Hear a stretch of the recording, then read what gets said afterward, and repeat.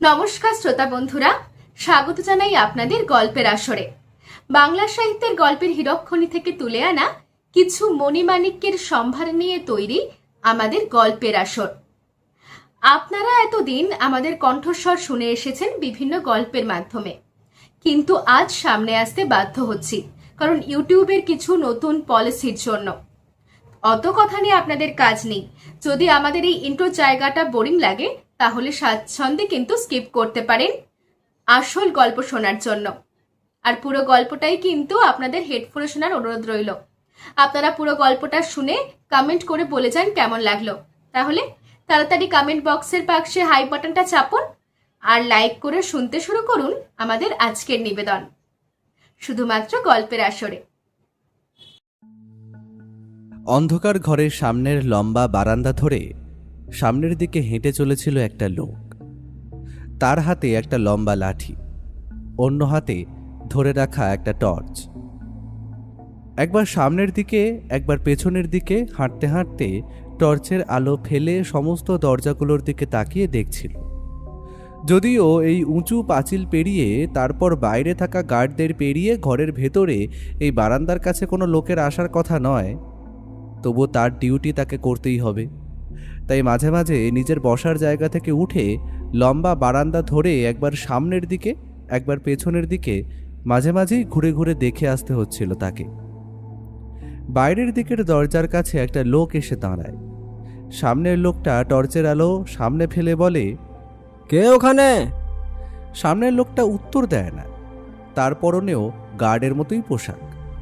টর্চের আলোয় সেটা দেখতে পেয়ে মৃদুল এবার একটু নিশ্চিন্ত হয়। তারপর আবার আস্তে আস্তে হেঁটে নিজের জায়গায় ফিরে যায়। তার মানে বাইরের যে দুজন গার্ড আছে, সঞ্জয় এবং বিপিন, ওদের মধ্যে কেউ একজন ভিতরে এসেছে। আশ্বস্ত হয়ে সেও নিজের মতো গিয়ে চেয়ারটায় বসে। লোকটা ততক্ষণে তার পাশে এসে দাঁড়িয়েছে। কথায় কথায় দু একটা কথা হয়। রাতের খাবার খেতে এখনো অনেকটা সময় বাকি আছে। মৃদুল বলে, অনেক দিন পর কিন্তু আমাদের এইখানে আবার এমন একটা প্রদর্শনী হতে চলেছে। হ্যাঁ, কি বলো? না হলে তো এই গোটা হলটা ফাঁকাই পড়ে থাকে। তাছাড়া শুনেছি এইবার এই প্রদর্শনীতে নাকি কোনো এক রাজার একটা হীরের মুকুট প্রদর্শন করা হবে।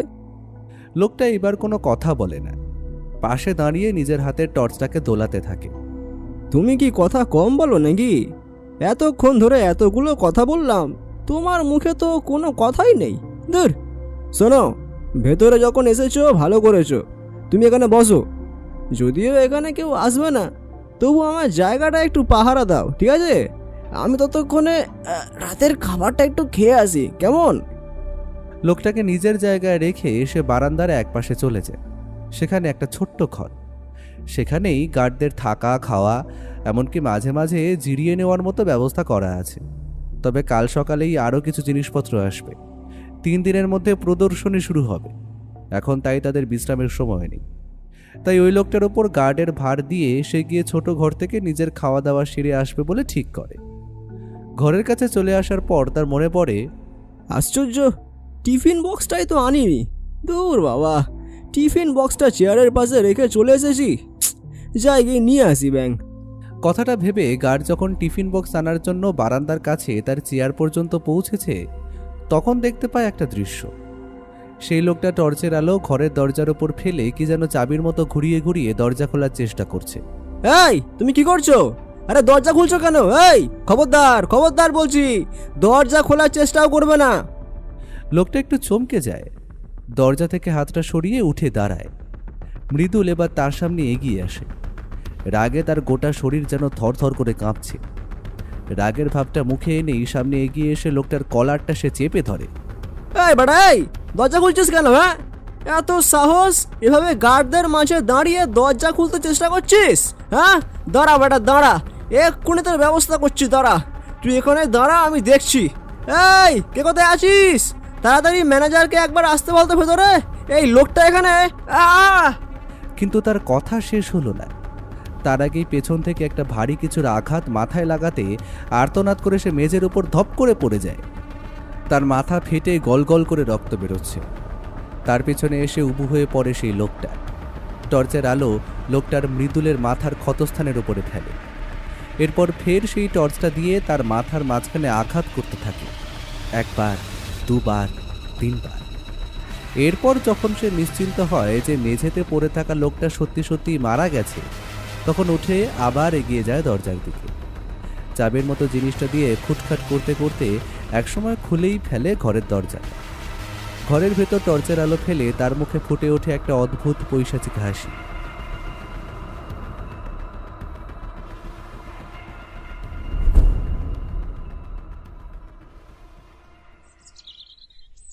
বুঝলি ভাইয়া, এখানে আমাদের কলকাতায় একটা বেশ ভালো প্রদর্শনী হতে চলেছে। নানা জায়গায় বেশ দামি হিরে জহরত মণিমুক্ত, মানে তার সঙ্গে বিভিন্ন রাজা মহারাজাদের দামি দামি জিনিসপত্র, যেমন ধরো বর্ম থেকে শুরু করে অস্ত্র শস্ত্র, সোনার মুকুট, গলার হার, এমনকি কোমরবন্ধ পর্যন্ত আছে বলে শুনেছি। কিন্তু সেই প্রদর্শনী হতে তো এখনো 2 দিন বাকি আছে। তুমি এর মধ্যে এত সব খবর জোগাড় করলে কোথা থেকে? দাসবাবুর কল্যাণেই খবরটা জোগাড় করা গেছে। আসলে প্রদর্শনী যেখানে অনুষ্ঠিত হচ্ছে সেই জায়গাটা দাসবাবুর থানার আন্ডারে পড়ে, আর থানার পারমিশন থেকে শুরু করে নানা কাজে দাসবাবুকে সেখানে 2-3 বার যেতে হয়েছে। দাসবাবুই বলেছিলেন সে নাকি এলাহি ব্যবস্থা, অনেক দামি দামি জিনিসপত্র সেখানে রয়েছে, পুলিশের পাহারা বাড়াতে হয়েছে। তাছাড়া ওই যারা আর কি প্রদর্শনীর সমস্ত ব্যাপারটা দেখছে তাদের নিজেদেরও লোক রয়েছে। বুঝতেই পারছো, এত দামি দামি জিনিসপত্রের ব্যাপার, তারপর নানা জায়গা থেকে সেই সমস্ত জিনিসপত্র আসছে।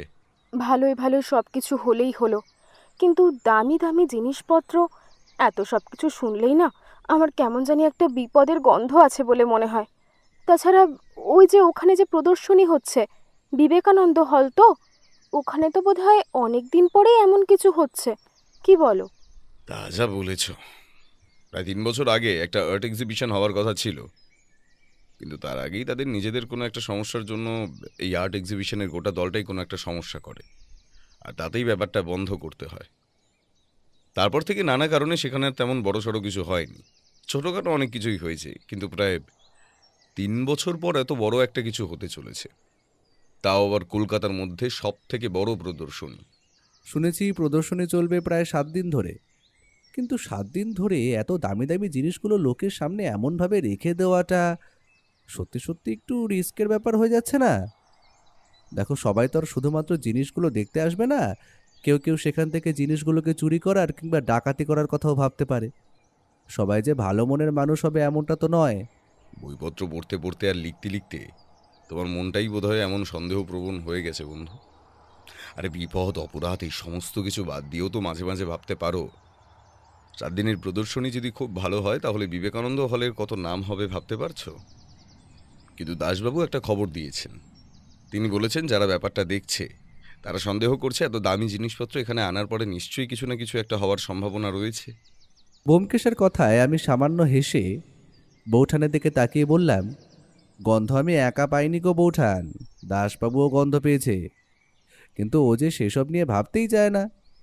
বুঝতে পেরেছি, আসলে অপরাধ নিয়ে নাড়াচাড়া করতে করতে ওর আর অপরাধ ব্যাপারটা বোধহয় খুব একটা ভালো লাগছে না, বুঝলে? তাই অপরাধ এবং অপরাধীর নাগালের বাইরে থাকতে পারলেই বোধহয় ওর এখন ভালো লাগে। সকালে চায়ের কাপ নিয়ে আমরা 3 জন বসেছিলাম। এই সময়টা বৌঠান ঘরের কিছু কাজকর্ম সেরে এসে চায়ের কাপ নিয়ে বসে খবরের কাগজ পড়ে। চা খেয়ে খবরের কাগজ পড়া হয়ে গেলে তারপর আবার বৌঠান রান্নার কাজে চলে যায়। চায়ের কাপে সবেমাত্র কয়েকটা চুমুক দিয়েছি, এমন সময় টেলিফোনটা বেজে উঠতেই ও উঠে গিয়ে টেলিফোনটা ধরল। আর তারপরেই ওর মুখে শুনতে পেলাম কয়েকটা কথা। আচ্ছা, কখন হয়েছে? কেউ দেখেছে? ঠিক আছে, আমি আসছি। হ্যাঁ ঠিক আছে, ভুলেও মৃতদেহ বা তার আশেপাশে পড়ে থাকা কোনো জিনিসই কেউ যেন হাত না দেয়। আমি আসছি। ওর মুখে কথাগুলো শুনে আমি আর বৌঠান একবার মুখ চাওয়াচাওয়ি করেছিলাম। তারপর যখন ও তাড়াতাড়ি এসে চায়ের কাপে শেষ চুমুক দিয়ে বলল, ভাইয়া তৈরি হও, আমাদের এক্ষুনি বেরোতে হবে। যেখানে প্রদর্শনী হওয়ার কথা ছিল সেখানে কাল রাতে একটা খুন হয়েছে, যদিও ব্যাপারটা এখনো পর্যন্ত বাইরে কাউকে জানাতে দেওয়া হয়নি। বুঝতেই পারছো, এমন একটা ব্যাপার বাইরে এলে তাদের বড় ধরনের সমস্যা হতে পারে। দাসবাবু ঘটনাস্থলে পৌঁছে গেছে, আমায় সেখানে যেতে বলেছেন, এর মধ্যে কিছু একটা ব্যবস্থা করতেই হবে। আমি অবাক হয়েছিলাম। সত্যি বলতে কথায় কথায় বিপদের কথা বললেও আমি নিজেও চাইনি যে এমন একটা কিছু হোক। বোধহয় বিবেকানন্দ হলের ভাগ্যটাই খারাপ।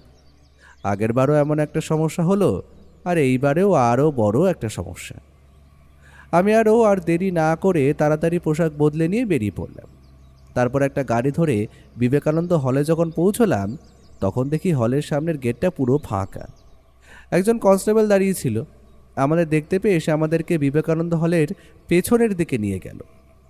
সেদিকে গিয়ে দেখি পেছনের দিকে একটা ছোট মতো ঘরের কাছে বেশ কয়েকজন লোকজন দাঁড়িয়ে রয়েছে।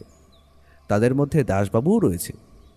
আমাদের দেখতে পেয়ে দাসবাবু এগিয়ে এসে বলে, ব্যাপারটা কালকে রাতের দিকেই ঘটেছে, কিন্তু তখন বোঝা যায়নি। মৃতদেহটাকে এখান থেকে টেনে নিয়ে গিয়ে ওই ঘরের মধ্যে ঢুকিয়ে রাখা হয়েছিল। আজ সকালে ডিউটি বদলের সময় ব্যাপারটা বোঝা যায়। কাল রাতে একে যে কখন খুন করা হয়েছে সেটাই তো বুঝতে পারছি না। আমরা ছাড়াও আরও কয়েকজন এখানে ছিল, 3 জন গার্ড, তাছাড়া আরও কিছু লোকজন যারা হয়তো এই বিবেকানন্দ হলেরই কর্মী এবং লোকজন। তাদের মধ্যে যে ম্যানেজার, সে এবার এগিয়ে বলল, 2 দিন পরে এত বড় একটা প্রদর্শনী হতে চলেছে, তার মধ্যে এমন একটা ব্যাপার হয়ে গেল, কিছুই তো বুঝতে পারছি না। বাকি সব কিছু ঠিক আছে? মানে হলের ভেতরের জিনিসপত্র বা যা যা দামি দামি জিনিসপত্র, তার সব কিছু জায়গা মতো আছে তো? প্রথমে সেগুলোই দেখা হয়েছে, সব কিছু ঠিক আছে, কিন্তু জিনিস এখনো পর্যন্ত এসে পৌঁছয়নি। আজকালের মধ্যেই এসে পড়বে। 2 দিন পরে প্রদর্শনী শুরুর আগেই সব জিনিস চলে আসবে। কিন্তু ব্যাপারটা হলো, এই ঘটনা যদি বাইরে যায় তাহলে বুঝতেই তো পারছেন, এত দামি দামি জিনিসপত্র মানুষ ভরসা করে আমাদের এখানে পাঠিয়েছে, সেই সমস্ত তো ফেরত চলে যাবেই, সাথে আমাদের বিবেকানন্দ হল এবং আমাদের মান সম্মান সব ধুলোয় মিশে যাবে। কিন্তু কোনো কিছু চুরি যায়নি, কোনো কিছুই হয়নি, তাহলে হঠাৎ করে লোকটাকে কেউ খুন করতে যাবে কেন? আচ্ছা, এই লোকটার সঙ্গে কাল আর কারা কারা ডিউটিতে ছিল? এমনিতে রাতের বেলা আমাদের এই বিবেকানন্দ হলের ভিতরে একজনই থাকে, সে সারা রাত সব দেখাশোনা করে। আর সকালে একজন থাকে, সে তখন আবার সব দেখাশোনা করে। সকাল 6টা থেকে সন্ধ্যে 6টা পর্যন্ত একজন থাকে, আর সন্ধ্যে 6টা থেকে সকাল 6টা পর্যন্ত একজন। কিন্তু এই প্রদর্শনীর জন্য আমরা একজনের থেকে বাড়িয়ে 3 জন করে পাহারাদার রেখেছিলাম, সকাল আর রাতের জন্য। আর তার জন্যই বাইরে থেকে লোকের ব্যবস্থা করতে হয়েছে। কাল রাতেও 3 জন ছিল, 2 জন ছিল বাইরে আর একজন ছিল হলের ভিতরে। এই লোকটা এই হলের ভিতরে ছিল। বাইরে যে 2 জন ছিল তারা কেউই রাতের বেলা ভেতরে আসেনি। ভোরবেলা ডিউটি চেঞ্জ করার সময় ওরা ভিতরে আসে, তখন প্রথমে রক্ত দেখতে পায়। ওই যে ওরা দাঁড়িয়ে আছে, আরে তোমরা একটু বলো না। এবার চোখে পড়ল দাঁড়িয়ে থাকা লোকজনদের মধ্যে 5 জনের মধ্যে 4 জনের গায়ে একই রকমের পোশাক। একজনের গায়ে পোশাকটা সাধারণ। তাদের মধ্যে 2 জনে এগিয়ে এলো। আমি কিছু জানি না। সকালবেলা ভিতরে রক্ত দেখতে পেয়ে আমি চিৎকার করতেই ওরা ওরা 4 জন ভিতরে আসে। আমাদের ডিউটি বদল হয়ে এখন ওদের 3 জনের ডিউটি করার সময় হয়ে গেছিল। ভিতরে এসে রক্ত দেখে সবাই ভয় পেয়ে যায়। তখনই দেখতে পাই রক্তটা সরে চলে গেছে ওই ছোট ঘরটা পর্যন্ত। আমরা কোনো রকমে রক্ত থেকে পা বাঁচিয়ে ঘরের ভিতর গিয়ে দেখি দরজা বন্ধ। দরজা খুলে ভিতরে তাকাতেই দেখি রক্তে ভেসে যাচ্ছে জায়গাটা। তার মধ্যে ওই ওই গার্ডটা মুড়ে পড়ে আছে। সঙ্গে সঙ্গে আমাদের মধ্যে 2 জন গিয়ে ম্যানেজারকে খবর দিল। রাতের বেলা তার মানে এই গোটা বিবেকানন্দ হলের আশেপাশে তোমরা 2 জন আর তার সঙ্গে এই মৃত লোকটা ছিল। ম্যানেজার বাবু, রাতে আপনি কোথায় ছিলেন? রাতে তো আর এখানে থাকার দরকার পড়ে না, রাতে আমি বাড়ি চলে যাই, সকাল সকাল আবার চলে আসি। এই প্রদর্শনীর জন্য এমনিতেই নানা দিকে আমায় ছোটাছুটি করতে হচ্ছে, তাই সন্ধ্যের পর থেকে ওদেরকে সমস্ত কাজ বুঝিয়ে দিয়ে আমি চলে যাই, আবার সকালে চলে আসি। আজও সকালে তাড়াতাড়ি চলে আসবো বলেই ঠিক করেছিলাম। তার আগেই ওরা আমার বাড়িতে গিয়ে সমস্ত কথাটা বলতেই আমি আর দেরি না করে প্রথমে পুলিশকে টেলিফোন করি, তারপরে পুলিশ এখানে আসে। ও কথাগুলো শুনতে শুনতে ঘরের ভেতরে একপাশে দেওয়ালে হেলান দিয়ে বসিয়ে রাখা মৃতদেহটার দিকে তাকিয়ে দেখছিল। মৃতদেহের পরনে পাহারাদারের পোশাক। এই পাহারাদারের পোশাকগুলো হালকা নীলচে রঙের জামা প্যান্ট, দুটোই একই রকম। তাছাড়া একটা লাঠি, কোমরে বেল্ট এবং মাথায় টুপি, এইসব কিছুই বোধহয় এই পাহারাদারের পোশাকের একটা অংশ। তার মাথার টুপিটা এখন নেই, পোশাকটা রক্তে ভেসে গেছে। মাথার কাছ থেকে বেরিয়ে আসা রক্ত ছড়িয়ে পড়েছে চারপাশে। সবকিছু ভালো করে দেখল, এমনকি রক্তের যে ছোপ লম্বা বারান্দা থেকে এইদিকে এসেছে সেটাও পর্যন্তও দেখল। আসলে এই বারান্দাটার সামনের দিকে বাইরে থেকে বড় গেট দিয়ে ঢুকে খানিকটা প্রশস্ত জায়গা, তারপরে লম্বা বারান্দা ধরে এসে পাশাপাশি টানা কয়েকটা দরজা। সেই দরজা দিয়ে হলের ভেতরের দিকে ঢোকার ব্যবস্থা। তার শেষের দিকেই ছোট্ট ঘরটা। ও খানিকটা দেখা হয়েছে। দাসবাবু বললেন, ভারী কিছু দিয়ে মাথায় মারা হয়েছে। একবার নয়, বেশ কয়েকবার মারা হয়েছে বলেই মনে হচ্ছে। অন্তত ক্ষতটা দেখে সেটাই মনে হচ্ছে। কিন্তু আশেপাশে এমন কিছু পাওয়া যায়নি যেটা দিয়ে খুনটা করেছে। সেটা পরের কথা দাসবাবু। তার চেয়ে আগের কথা হলো অপরাধী ভিতরে ঢুকলো কি করে। যদি বাইরে পাহারা থাকে তাহলে অপরাধী ভিতরে ঢুকে একজনকে খুন করে চলে গেল, বাইরের লোক দুজন জানতেও পারলো না। এটা অস্বাভাবিক ব্যাপার নয় কি? তার জন্যই তো ওদের দুজনকে আটকে রেখেছি। ওদের দুজনকে এই মুহূর্তে ছাড়া যাবে না। ম্যানেজারের কথায় দুজন প্রায় ভয় পেয়ে গেল। আমাদের দিকে তাকিয়ে এক কথায় ওরা বোঝাতে চাইল ওরা সত্যিই কিছু জানে না। ওরা বাইরে গেটের কাছে পাহারায় ছিল। গেট থেকে ওই দরজা পর্যন্ত জায়গাটা অনেকটা বড়। তারা মাঝে মাঝে উঠে এদিক ওদিক পাহারা দিচ্ছিল, কিন্তু তার মধ্যে যে কি হয়ে গেছে ওরা তা জানতেও পারেনি। তাছাড়া ভিতর থেকে যদি ওই লোকটার গলার আওয়াজ শুনতে পেত তাহলে হয়তো ওরা দেশে দেখত, কিন্তু কোনো রকম চিৎকার চেঁচামেচি কোনো কিছুই নাকি ওরা শুনতে পায়নি। বিশ্বাস করুন ব্যোমকেশ বাবু, আমরা কোনো কিছু শুনিনি। হলের ভিতর যে এত দামি জিনিসপত্র আছে সেগুলো তো আমরাও জানি, আর তার জন্যই আমরা সব সময় সজাগ হয়েছিলাম। ওখানে বসে আমরা কথা বলছিলাম, বারবার এদিক ওদিক তাকাচ্ছিলাম, কিন্তু যদি কাউকে দেখা যেত তাহলে তো আমরা তক্ষুনি এখানে আসতাম। তাছাড়া একটা অচেনা লোক ভেতরে ঢুকে ওই লোকটাকে খুন করবে, লোকটা তো একবার হলেও চিৎকার করবে। আমিও সেটাই ভাবছি ব্যোমকেশ বাবু।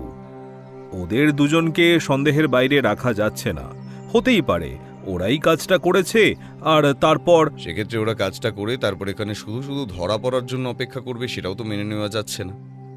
ওদের ভুল হয়েছে, সেটা হয়েছে পাহারায়। কিন্তু আমার কেন জানি মনে হচ্ছে কাজটা অন্য কারো। অন্য কারো কেন? ভালো করে মাথার আঘাত দুটো লক্ষ্য করলে একটা জিনিস কিন্তু বেশ বোঝা যায়। ক্ষত দুটো হয়েছে একদম মাথার উপরের দিকে, অর্থাৎ যে আঘাতটা করেছে তার উচ্চতা এই লোকটার উচ্চতার চেয়ে সামান্য হলেও বেশি, আর তাতেই আঘাতগুলো এমনভাবে করা গেছে। কিন্তু এই লোকটির উচ্চতার সঙ্গে বাকি যে দুজন পাহারাদার বাইরে ছিল তাদের উচ্চতাটা একবার ভেবে দেখুন তো। তারা আঘাত করলে এবং গভীরভাবে আঘাত করতে গেলে তারা আঘাত করবে পিছনের দিকে, উপরের দিক থেকে নয়। হতেই পারে লোকটা বসে থাকা অবস্থায় কেউ আঘাত করেছে তাই এমন হচ্ছে, কিন্তু সেক্ষেত্রেও একটা সমস্যা থেকেই যায়। আচ্ছা ব্যোমকেশ বাবু, তাহলে মৃতদেহটা আমরা পোস্টমর্টেমের জন্য পাঠিয়ে দিচ্ছি। তারপরে আপনি তদন্ত করুন। পোস্টমর্টেমটা তাড়াতাড়ি হলে রিপোর্টটাও তাড়াতাড়ি আসবে, তাতে তো আমাদেরই সুবিধা হবে, তাই না? ওই দুজন পাহারাদারের নাম ঠিকানা আশা করি সমস্তটাই আছে। তোমরা শহর ছেড়ে কোথাও যাওয়ার চেষ্টা করো না আপাতত। এখানে তোমরা যেমন কাজ করছিলে তেমনভাবেই কাজ করতে থাকো, তার বাইরে যেন কিছু না হয়। আর ম্যানেজার বাবু, তাহলে প্রদর্শনীর ব্যাপারটা কি হবে? অমন কথা বলবেন না। আমি জানি ওই গার্ড আমাদের অনেক পুরনো লোক, তার প্রতি আমাদের একটা কর্তব্য থেকে যায়। কিন্তু অপরাধী যেই হোক না কেন তাকে আপনি খুঁজে বার করুন, কিন্তু প্রদর্শনী বন্ধ করার কথা প্লিজ বলবেন না। এমনিতেই অনেক টাকার ব্যাপার, তার উপর অনেক কষ্ট করে এই জায়গাটা তৈরি করা হয়েছে। প্রদর্শনী বন্ধ হয়ে গেলে আমাদের বিবেকানন্দ হল শুধু নয়, তার সঙ্গে জড়িয়ে থাকা আমরা সকলে একেবারে ডুবে যাব। অন্য কোনো সময় হলে আমি বলতাম একটা মানুষের মৃত্যুর চেয়ে বড় কোনো কিছু নয়, কিন্তু বিবেকানন্দ হলের কথা আমিও জানি। যে প্রদর্শনী এখানে হতে চলেছে তা কলকাতা শহরের মধ্যে আজ পর্যন্ত হওয়া সব প্রদর্শনীগুলির মধ্যে সব থেকে বড় প্রদর্শনী। এতে অনেক মানুষের ঘাম, কষ্ট, অর্থ সবকিছুই জড়িয়ে আছে। তাই আমি দাসবাবুকে বলবো প্রদর্শনী হোক, কিন্তু পাহারার ব্যবস্থা বাড়িয়ে দেওয়া হোক। আরও 2 দিন পরে প্রদর্শনী হতে চলেছে। এই 2 দিনে এবং রাতে এখানে পাহারা দ্বিগুণ করা হোক, যাতে কেউ বাইরে থেকে ভেতরে কিংবা ভেতর থেকে বাইরে সহজে যেতে না পারে। 2 দিনের পর পাহারার ব্যবস্থা যে অন্যরকম হবে সে কথা আমিও জানি। ও আরেকটা কথা, আপনি ভেতরে সবকিছু ভালো করে দেখে নিয়েছেন তো? সবকিছু আগের মতোই আছে তো? কোনো কিছু আলাদা বলে মনে হচ্ছে না তো? বা কোনো কিছু চুরি যায়নি তো? একদম নয়। তবে আপনি যখন এতবার করে বলছেন তখন পুলিশের সামনে আমরা আরেকবার ভেতরে ঢুকে দেখে নিচ্ছি। কনস্টেবলদের সাথে গার্ডদের বাইরে রাখা হলো। আমি আরও ম্যানেজার বাবু, দাসবাবু 4 জন মিলে দরজার তালা খুলে ভেতরে ঢুকলাম। ও এর আগে একবার প্রত্যেকটা তালা ভালো করে চেক করে দেখে নিয়েছিল। আর একবার সেও দেখল। ভেতরে ঢুকেই ভেতরের আলো জ্বালানো হলো। ঘরটা বেশ বড়, তবে এইটা হল ঘরের এক পাশের একটা রুম। এখানে জিনিসপত্রগুলো এখন রাখা হয়েছে। 2 দিন পর প্রদর্শনীর দিন আসল হলে জিনিসগুলো নিয়ে সাজিয়ে রাখা হবে। লম্বা চেয়ার এবং তার সঙ্গে মেঝের ওপর পেতে রাখা মোটা মোটা কার্পেটের ওপরে কিছু জিনিসপত্র, বাক্স এটা ওটা ছড়িয়ে ছিটিয়ে রাখা হয়েছে। ও ঠিক বলেছিল। অস্ত্রশস্ত্র, ঢাল, তলোয়ার থেকে শুরু করে বর্ম, এমনকি বেশ কিছু গয়নাগাটি, অলংকার, হিরে জহরাতের জিনিসপত্র সব কিছুই রয়েছে। একপাশে একটা লাল রঙের বেশ বড়সড় বাক্স রয়েছে। তার পাশাপাশি আরও কয়েকটা এমন ছোট বড় বাক্স আছে। সেদিকে দেখিয়ে ও বলল, আচ্ছা, এই বাক্সগুলোর মধ্যে কি আছে? ম্যানেজার বাবু সেদিকে এগিয়ে গেলেন। তারপর বাক্সগুলোর মধ্যে থেকে বড় একটা বাক্স তুলে ধরলেন। তারপর বললেন, এটা হলো একটা অদ্ভুত জিনিস। এটা হলো একটা হীরক খণ্ড দিয়ে সাজানো একটা মুকুট। এই মুকুট এক মহারাজার সম্পত্তির অংশ। বিশেষ কারণে সেই মহারাজার পরিবারের কথা কিংবা তাদের নাম আমি আপনাকে বলতে পারবো না, তবে ভারতবর্ষের বিখ্যাত কিছু রাজাদের মধ্যে তাদের বংশ এখনো পড়ে। তাদের কাছ থেকে অনেক অনুনয় বিনয় করে আমরা এই মুকুট জোগাড় করতে পেরেছি।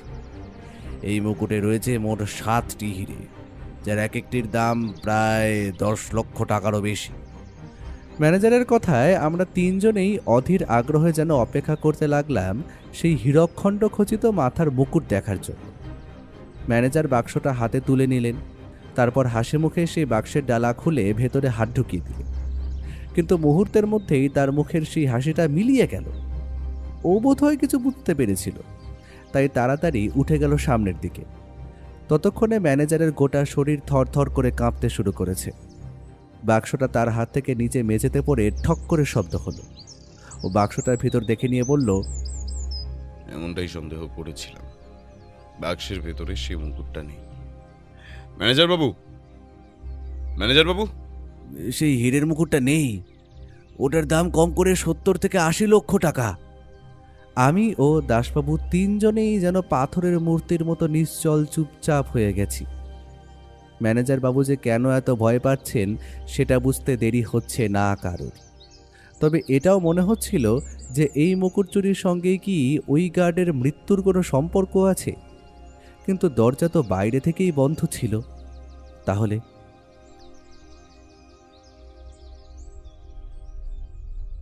3 দিনের মাথায় প্রদর্শনী হতে চলেছে। যেদিন সকালে আমরা মৃতদেহের খবর জানতে পেরেছিলাম, সেদিনের মতো প্রদর্শনীর জন্য প্রয়োজনীয় সকল কাজ স্থগিত রাখা হয়েছিল। তারপর আর মাত্র 2 দিন বাকি ছিল প্রদর্শনীর দিনে। ম্যানেজার বাবুর মাথায় হাত। এই মৃত্যুর কারণে সেই দিনের মতো সকল কাজ স্থগিত থাকায় অনেক জিনিসপত্র সময় মতো না পৌঁছনোয় প্রদর্শনীর ডেট আরও একদিন পিছিয়ে দেওয়া হলো। বাইরে শুধু বিজ্ঞপ্তি দিয়ে সবাইকে জানিয়ে দেওয়া হলো যে কিছু জিনিসপত্র এখনো এসে পৌঁছয়নি, তাই প্রদর্শনী শুরু হবে আরও একদিন পর, অর্থাৎ মঙ্গলবার। আজ শনিবার। বিবেকানন্দ হল থেকে বাড়ি ফিরে আসার পর থেকেই ওর মুখটা কেমন যেন থমথমে। তার মুখটা যেন দুশ্চিন্তার ছায়ায় ঘিরে রয়েছে। দুপুরে খাবার টেবিলে বসেও ওর একই রকম অবস্থা দেখে আমি প্রশ্ন করলাম, এত গম্ভীর কেন? এইভাবে চুপচাপ কি ভাবছো বলো তো? দেখো, ওই মুকুট যদি একবার চুরি হয়ে গিয়ে থাকে, সেটা আবার ফিরে পাওয়া কিন্তু খুব একটা সহজ বলে মনে হয় না। তাছাড়া এত পরিকল্পিতভাবে কেউ যদি এরকম একটা মূল্যবান অ্যান্টিক সরিয়ে ফেলতে পারে, তাহলে সেটা কি আর এত সহজে খুঁজে পাওয়া যাবে? কিন্তু মুকুটটা চুরি হলো কখন? ম্যানেজার বাবু জানিয়েছেন ওই ঘরে বাক্সটা রাখার সময় তিনি নিজে বাক্সটা খুলে দেখেছিলেন। মুকুটটা এই বাক্সের মধ্যেই ঠিকঠাকভাবে রাখা ছিল। অতিরিক্ত পাহারার ব্যবস্থা করতে চেয়েছিল হল কর্তৃপক্ষ, কিন্তু ম্যানেজার বাবু সে সমস্ত চাননি। বেশি পাহারার ব্যবস্থা হলে লোকের সন্দেহ হতে পারে, তাতে বিপদের সম্ভাবনা আরও বাড়বে। তাই জন্য ভেতরে 1জন গার্ড এবং বাইরে 2জন গার্ডের ব্যবস্থা তিনি করেছিলেন। পাঁচিল টপকে কেউ কোনোভাবে ভেতরে ঢুকে গেলেও যেই ঘরে সব মূল্যবান জিনিসপত্রগুলো রয়েছে, সেই ঘরে ঢুকতে গেলে ওই বারান্দার পথ ধরতে যেতেই হবে। তাহলে অপরাধী ওই পথে এসে গার্ডকে যদি খুন করে থাকে, তাহলে বাইরে থেকে সে গার্ডের চিৎকার বাকি 2জন শুনতে পেল না কেন? হতে পারে যে লোকটা আক্রমণ করেছে সেই লোকটা গার্ডকে চিৎকার করার সুযোগ দেয়নি, তার আগেই তাকে মেরে ফেলেছে। পাঁচিল টপকে ভিতরে ঢুকে যদি অন্ধকারের মধ্যে নিজেকে মিশিয়ে কেউ যদি বারান্দা পর্যন্ত পৌঁছতে পারে তাহলে তো হয়েই গেল। তবুও কোথাও যেন একটা খটকা থেকেই যাচ্ছে। কি করে বন্ধ দরজার ভেতর থেকে জিনিসটা চুরি হলো? কি করে? আরও একটা কথা ভেবে দেখো, ওই হলে কিন্তু আরও অনেক দামি জিনিসপত্র ছিল, এমনকি বেশ কিছু সোনার জিনিসপত্রও তো সেখানে একটা বাক্সে ভরে খোলা অবস্থাতেই রাখা ছিল। সেই সমস্ত কিছু না নিয়ে কেউ শুধুমাত্র এই মুকুটটা নেওয়ার জন্যই ভেতরে ঢুকলো কেন? কথাটা আমার মাথাতেও একবার এসেছিল, আমি নিজেও দেখেছিলাম জিনিসগুলো, কিন্তু বাক্সটার ভেতর থেকে মুকুটটা চুরি করে আবার সব কিছু আগের মতো রেখে অপরাধী নিশ্চিন্তে বাইরে চলে গেল কি করে? এই পুরো ব্যাপারটা কি করে সম্ভব হলো সেটাই বুঝতে পারছি না। বৌঠান তখন আমাদের খাওয়ার পরিবেশন করছিল। সে সমস্ত কথা শুনে বলল, তোমাদের কথা শুনে মনে হচ্ছে অপরাধী খুব পরিকল্পনা করেই সবটা করেছে, না হলে এমনভাবে তো আর সে নিজেকে বাঁচিয়ে পালিয়ে যেতে পারে না। তাছাড়া খুনের অস্ত্র থেকে শুরু করে অন্য কোনো কিছুরই তো প্রমাণ সে রেখে যায়নি। তার মানে অনেক আগে থেকেই সব কিছু তার পরিকল্পনা করা ছিল। সে জানতো কখন কিভাবে তার কাজ ঠিক সম্পন্ন করতে হবে। কিন্তু সেটাই বা কি করে হয়? ম্যানেজারবাবু জানিয়েছেন ওই মুকুটটা এসেছে মাত্র 3 দিন আগে। 3 দিন ধরে এটা এখানেই ছিল। 3 দিনের মধ্যে কেউ এত কিছু পরিকল্পনা কি করে করতে পারে? করতে পারে যদি অপরাধী আগে থেকেই জেনে থাকে যে ওই জিনিসটা ঠিক কবে ওইখানে আসতে চলেছে, তাহলে আগে থেকেই অনেক কিছু পরিকল্পনা করা যায়। কিন্তু আমার খটকাটা অন্য জায়গায়। মঙ্গলবার প্রদর্শনী শুরু হবে, আজ শনিবার, আমাদের হাতে রয়েছে মাত্র 3টে দিন। এই 3টে দিনের মধ্যে যেভাবেই হোক চেষ্টা করতে হবে ওই মুকুটটাকে পুনরুদ্ধার করার। নাহলে ওটা যদি দেখানো না যায় তাহলে কিন্তু বিবেকানন্দ হল এবং হল কর্তৃপক্ষ সমস্যায় পড়বে। তাছাড়া মুকুট ফিরিয়ে দেওয়ার সময় তো আরও বেশি সমস্যা হবে। সে সমস্যায় বিবেকানন্দ হলের কর্তৃপক্ষ আইনি ঝামেলায় পড়বে। আমি আর বৌঠান কোনো কথা বললাম না, ও চুপচাপ খেয়ে নিল। এরপর বিকেলে আমরা গিয়ে পৌঁছলাম সেই যে 2জন গার্ড সেদিন রাতে ছিল তাদের মধ্যে একজনের বাড়িতে। আমার নাম সঞ্জয় দাস। আমি ওই বিবেকানন্দ হলে এর আগেও কয়েকবার গিয়েছি। তখন আমি সেখানে গার্ডের চাকরি করতাম না, আমি গার্ডের কাজ করতাম অন্য এক জায়গার এক কারখানায়।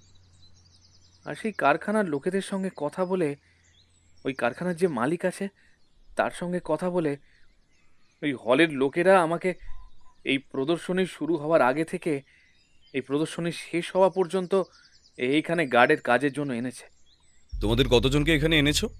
ওখানে তো আরও 3জন ছিল, তার মানে তোমাদের 4জনকেই কি ওখান থেকে আনা হয়েছে? হ্যাঁ ব্যোমকেশবাবু, আমরা কারখানায় পাহারা দিতাম, দিনরাত মিলিয়ে কাজ করতাম। আমাদের কারখানায় অনেক লোক আছে, তাদের মধ্যে থেকে আমাদেরকে নিয়ে আসা হয়েছে কারণ আমরা অনেক পুরনো এবং বিশ্বস্ত লোক। কাল রাতে যে গার্ড মারা গেছে তাকে তুমি শেষবার কখন দেখেছিলে? কাল সন্ধেবেলা ওই 6টা নাগাদ, যখন আমরা ডিউটি জয়েন করি তখনই লোকটার সঙ্গে দেখা হয়েছিল আর টুকটাক কথাবার্তা হয়েছে। আসলে প্রায় 3 দিন ধরে আমরা এখানে এমনভাবে ডিউটি বদল করছি, রাতের বেলা ওই লোকটিই থাকে। ওই লোকটি বিবেকানন্দ হলের সবচেয়ে পুরনো পাহারাদার, তার সঙ্গে আমরাও পাহারায় থাকি বাইরে।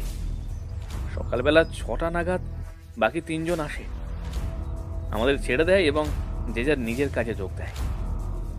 আজ সকালেও যেমন ডিউটি ছেড়ে এসেছি, তখন ডিউটি বদল করার সময় তাদের সঙ্গে একবার দেখা হয়েছিল। তাদের সঙ্গে কোনো কথাবার্তা হয়েছিল? আর ওই দামি হীরের মুকুটটা যে ওখানে আছে সে ব্যাপারে তোমরা কিছু জানতে? ভিতরে কি কি ছিল সে ব্যাপারে আমরা জানতাম, ম্যানেজার বাবু আমাদের তেমন কিছু বলেনি। শুধু জানতাম প্রদর্শনী হবে, তাই ওই ঘরে দামি কিছু জিনিসপত্র আছে, তাই ভালো করে শুধু পাহারা দেওয়ার কথা বলেছিল। আমি সত্যি বলছি ব্যোমকেশবাবু, আমরা গেটের কাছে পাহারায় ছিলাম, আমরা আমাদের পাহারা ভালো করে দিয়েছিলাম। তারপরেও যে কি করে এসব হয়ে গেল। তোমরা যদি ভালো করেই তোমাদের পাহারা দিতে তাহলে কেউ বাইরে থেকে ভেতরে ঢুকে লোকটাকে মারতে পারতো না। ঘরে থাকা ওই গার্ডের সঙ্গে সন্ধ্যাবেলা তোমাদের কোনো কথা হয়েছিল? সন্ধেবেলা আমাদের সঙ্গে তেমন কিছু কথা হয়নি। তার মানে তোমাদের সেভাবে চিন্তা না থাকলেও ভেতরে যে ছিল সে বিষয়টা নিয়ে খুব চিন্তিত ছিল। আচ্ছা, একটা কথা বলো তো, বারান্দার একদম সামনে দরজার দিকে একটা লাইট এবং শেষের দিকে যে ছোট ঘর সেটার কাছে একটা লাইট রয়েছে, এছাড়া এত লম্বা বারান্দায় আর কোথাও কোনো লাইট নেই কেন? আমাদের সকলের কাছে লাঠি ছাড়াও একটা করে টর্চ দেওয়া হয়েছিল, কিন্তু টর্চের আলো... কথাটা বলতে গিয়ে হঠাৎ করে সঞ্জয় থেমে গেল। এখন কি যেন একটা মনে পড়তেই হঠাৎ করে উঠে গিয়ে নিজের একটা ব্যাগ নিয়ে এলো। তারপরে বলল, সর্বনাশ, বলতেই ভুলে গেছিলাম, আমার সঙ্গে যে টর্চটা থাকে সেই টর্চটা আমার কাছে নেই। সেটা তো ওখান থেকে হারিয়ে গিয়েছিল। এ কথায় ও আর আমি দুজনেই অবাক হয়ে তাকালাম গার্ডের দিকে। ও আস্তে আস্তে বলল, মৃতদেহের মাথায় যেটা দিয়ে আঘাত করা হয়েছে সেটা ভারী কিন্তু ভোঁতা। কোনো কিছু ভারী অথচ ভোঁতা, যেমন কোনো টর্চ। যদি কোনোভাবে মৃতদেহের মাথার ক্ষতর সঙ্গে টর্চের যোগাযোগ খুঁজে পাওয়া যায়, তাহলে কিন্তু তোমায় এই কেস থেকে বাঁচানো মুশকিল হয়ে যাবে। গার্ডের মুখটা মুহূর্তের জন্য কেমন যেন হয়ে গেল। আমি বুঝতে পারছিলাম ও একটা সূত্র খুঁজে বার করতে পেরেছে মনে হয়। প্রথম পাহারাদারের সঙ্গে কথা বলে ও বোধহয় দ্বিতীয় পাহারাদারের বাড়ির উদ্দেশ্যে রওনা দিয়েছিল। আমি বললাম, যদি প্রথম গার্ডের কাছ থেকে তার সেই টর্চটা হারিয়ে গিয়ে থাকে তাহলে তাকেই সন্দেহ করা যায়, কেননা এতগুলো গার্ডের নজর পেরিয়ে ভেতরে ঢোকাটা তো সহজ নয়। তারপর ওদেরই একটা টর্চ নিয়ে ভেতরে ঢুকে কেউ একজন ওদেরই সহকর্মী গার্ড মৃদুলকে এভাবে খুন করে আবার বাইরেও বেরিয়ে এলো, এটা তো মেনে নেওয়া যাচ্ছে না। সব থেকে বড় ব্যাপারটা তুমি ভুলে যাচ্ছ, শুধু খুন নয়, তার সঙ্গে সঙ্গে ওই হীরের মুকুটটাও চুরি হয়েছে। কিন্তু হীরের মুকুট তো অন্য কোনো সময়ও চুরি হয়ে থাকতে পারে। ম্যানেজার বাবু সেই হীরের মুকুট দেখেছিলেন সেদিন সকালবেলা। এবার সকাল থেকে পরের দিন ভোর পর্যন্ত সময়ের মধ্যে যে কোনো সময়ে সেই মুকুট চুরি হয়ে থাকতে পারে। কিন্তু তার জন্য তো ওই ঘরের চাবি প্রয়োজন। দরজা ভাঙা হয়নি, তালাও আগের মতোই রয়েছে, আর চাবি একমাত্র থাকে ম্যানেজারের কাছে। তার মানে ম্যানেজারকে কিন্তু পুরোপুরিভাবে আমরা বিশ্বাস করতে পারছি না। একটা কথা ভেবে দেখো, যদি ওই হীরের মুকুট কোনোভাবে ম্যানেজার সরিয়ে থাকে, তাহলে পরবর্তীতে সমস্যা হলে সেটা কর্তৃপক্ষের সমস্যা, এবং যদি কোনোভাবে সেই সমস্যা থেকে বেরিয়ে আসা যায় তাহলে কিন্তু আখেরে ম্যানেজারেরই লাভ। তুমি বুঝতে পারছো না? সমস্ত দায়িত্ব তার উপরেই রয়েছে। যদি এই মুকুটটা হারিয়ে যায় তাহলে সব থেকে বেশি সমস্যায় প্রথমে কিন্তু তাকেই পড়তে হবে। তার জন্যেই তো খুনটা করেছে, যাতে সবার নজরটা অন্যদিকে ঘুরিয়ে দেওয়া যেতে পারে। কিন্তু এখনো একটা কথা আমি বুঝতে পারছি না, ওই গার্ড যে মারা গেল সে একবারও চিৎকার করলো না কেন? নাকি ওই দুজন গার্ডের সঙ্গে ম্যানেজারও সমস্ত ব্যাপারটার সঙ্গে জড়িয়ে আছে? তারা হয়তো এমন কিছু একটা করতে চাইছে যেটা আমরা হয়তো ধারণাও করতে পারছি না। ভায়া, প্রতিপক্ষকে সবসময় নিজের থেকে বেশি বুদ্ধিমান বলে মনে করলে তাহলেই তুমি তাকে ধরতে পারবে। আমি আর কিছু বললাম না, শুধু ভাবতে লাগলাম, জানি না মঙ্গলবার প্রদর্শনী শুরু হওয়ার আগে এই অবস্থাটা কোথায় গিয়ে দাঁড়াবে। আমাদের হাতে আর মাত্র 2.5 দিন রয়েছে বলা যায়। দ্বিতীয় পাহারাদারের সঙ্গে যখন দেখা হলো সে কিন্তু ভীষণ ভয় পেয়ে গেছে। একটু আগেই নাকি সে কারখানায় গিয়ে মালিকের সঙ্গে কথা বলে এসেছে যাতে ওই প্রদর্শনীতে তাকে আর পাহারার কাজ করতে না হয়। তখন অতটা কিছু ভাবিনি ব্যোমকেশ বাবু। বাড়িতে এসে সমস্ত কথা বলতেই আমার বউ কিন্তু ভীষণ ভয় পেয়ে গেছে। ছেলে বউ নিয়ে সংসার, যদি আমার কিছু হয়ে যায় তখন ওদের কি হবে বলুন তো? ওসব প্রদর্শনী নিয়ে আমার তো কোনো কাজ নেই, টাকার বিনিময়ে কাজ করি। কাজ না করলে তো আর কেউ আমাকে এমনি এমনি টাকা দেবে না। কিন্তু কিন্তু প্রাণটা চলে গেলে তার কি হবে বলুন তো? তুমি ওখানে কাজ না করতে চাইলে না করতেই পারো, সেটা তোমার ব্যক্তিগত ব্যাপার। কিন্তু কয়েকটা কথা তোমার কাছে জানতে এসেছি। আচ্ছা, তুমি আর তোমার সঙ্গে আরও একজন গার্ড, মোট 2 জন। তোমরা তো গেটের কাছে ছিলে সন্ধ্যাবেলা 6টার সময়। তোমাদের সঙ্গে ওই আরেকজন গার্ড যে মারা গেছে তার দেখা হয়েছিল নিশ্চয়ই? নিশ্চয়ই তার সঙ্গে তোমাদের কিছুক্ষণ কথাবার্তাও হয়েছিল। আমরা এখানে প্রায় 3 দিনের মতন কাজ করছি। ওই লোকটা রাতের বেলা ভেতরে থাকতো আর আমরা ওই গেটে থাকতাম রাতের বেলা। কিন্তু সত্যি বলতে কি, আমার সঙ্গে যে ছিল সঞ্জয়, ওই সঞ্জয় ছাড়া আমি অন্যর সঙ্গে খুব একটা বেশি কথা বলতাম না। ওই লোকটির নাম যতদূর মনে পড়ে মৃদুল। আপনাকে তো আমার নাম বলেছি, আমার নাম বিপিন রায়। মৃদুল আমাদের চেয়ে বড় ছিল, তাই তাকে দাদা বলেই ডাকতাম। তবে সঞ্জয়ের সঙ্গে আমার বন্ধুত্বের সম্পর্ক অনেক দিনের। অনেক দিন ধরেই একসঙ্গে একই কারখানায় প্রায় 7-8 বছর ধরে কাজ করছি।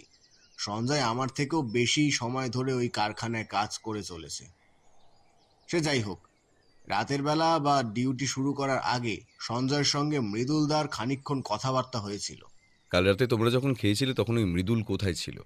আমরা যখন খেয়েছিলাম তখন না, তখন একবার মৃদুলদাকে বলতে গিয়েছিল সঞ্জয়, কিন্তু মৃদুলদা বলেছিল তার একটু দেরি করে খাওয়ার অভ্যাস আছে, আমরা যেন খেয়ে নি।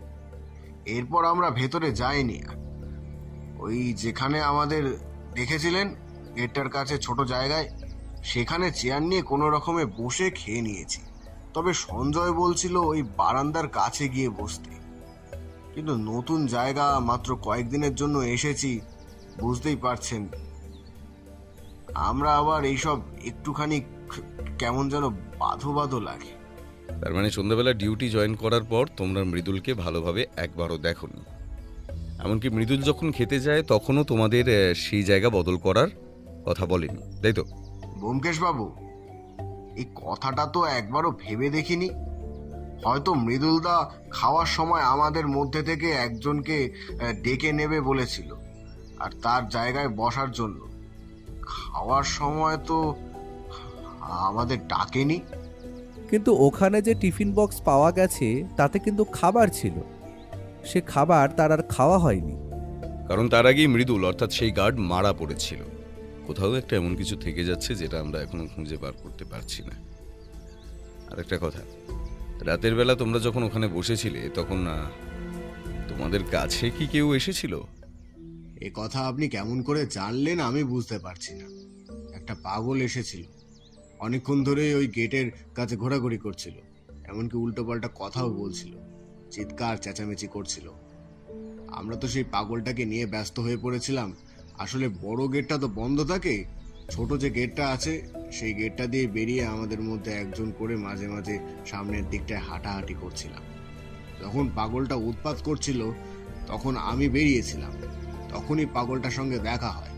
এলোমেলো কথা বলছিল, সে নেশা করেছিল বলে মনে হচ্ছিল, তবে নেশা করার কোনো গন্ধ পাইনি। পাগলটা অনেকক্ষণ ধরে আমাকে জ্বালাচ্ছিল।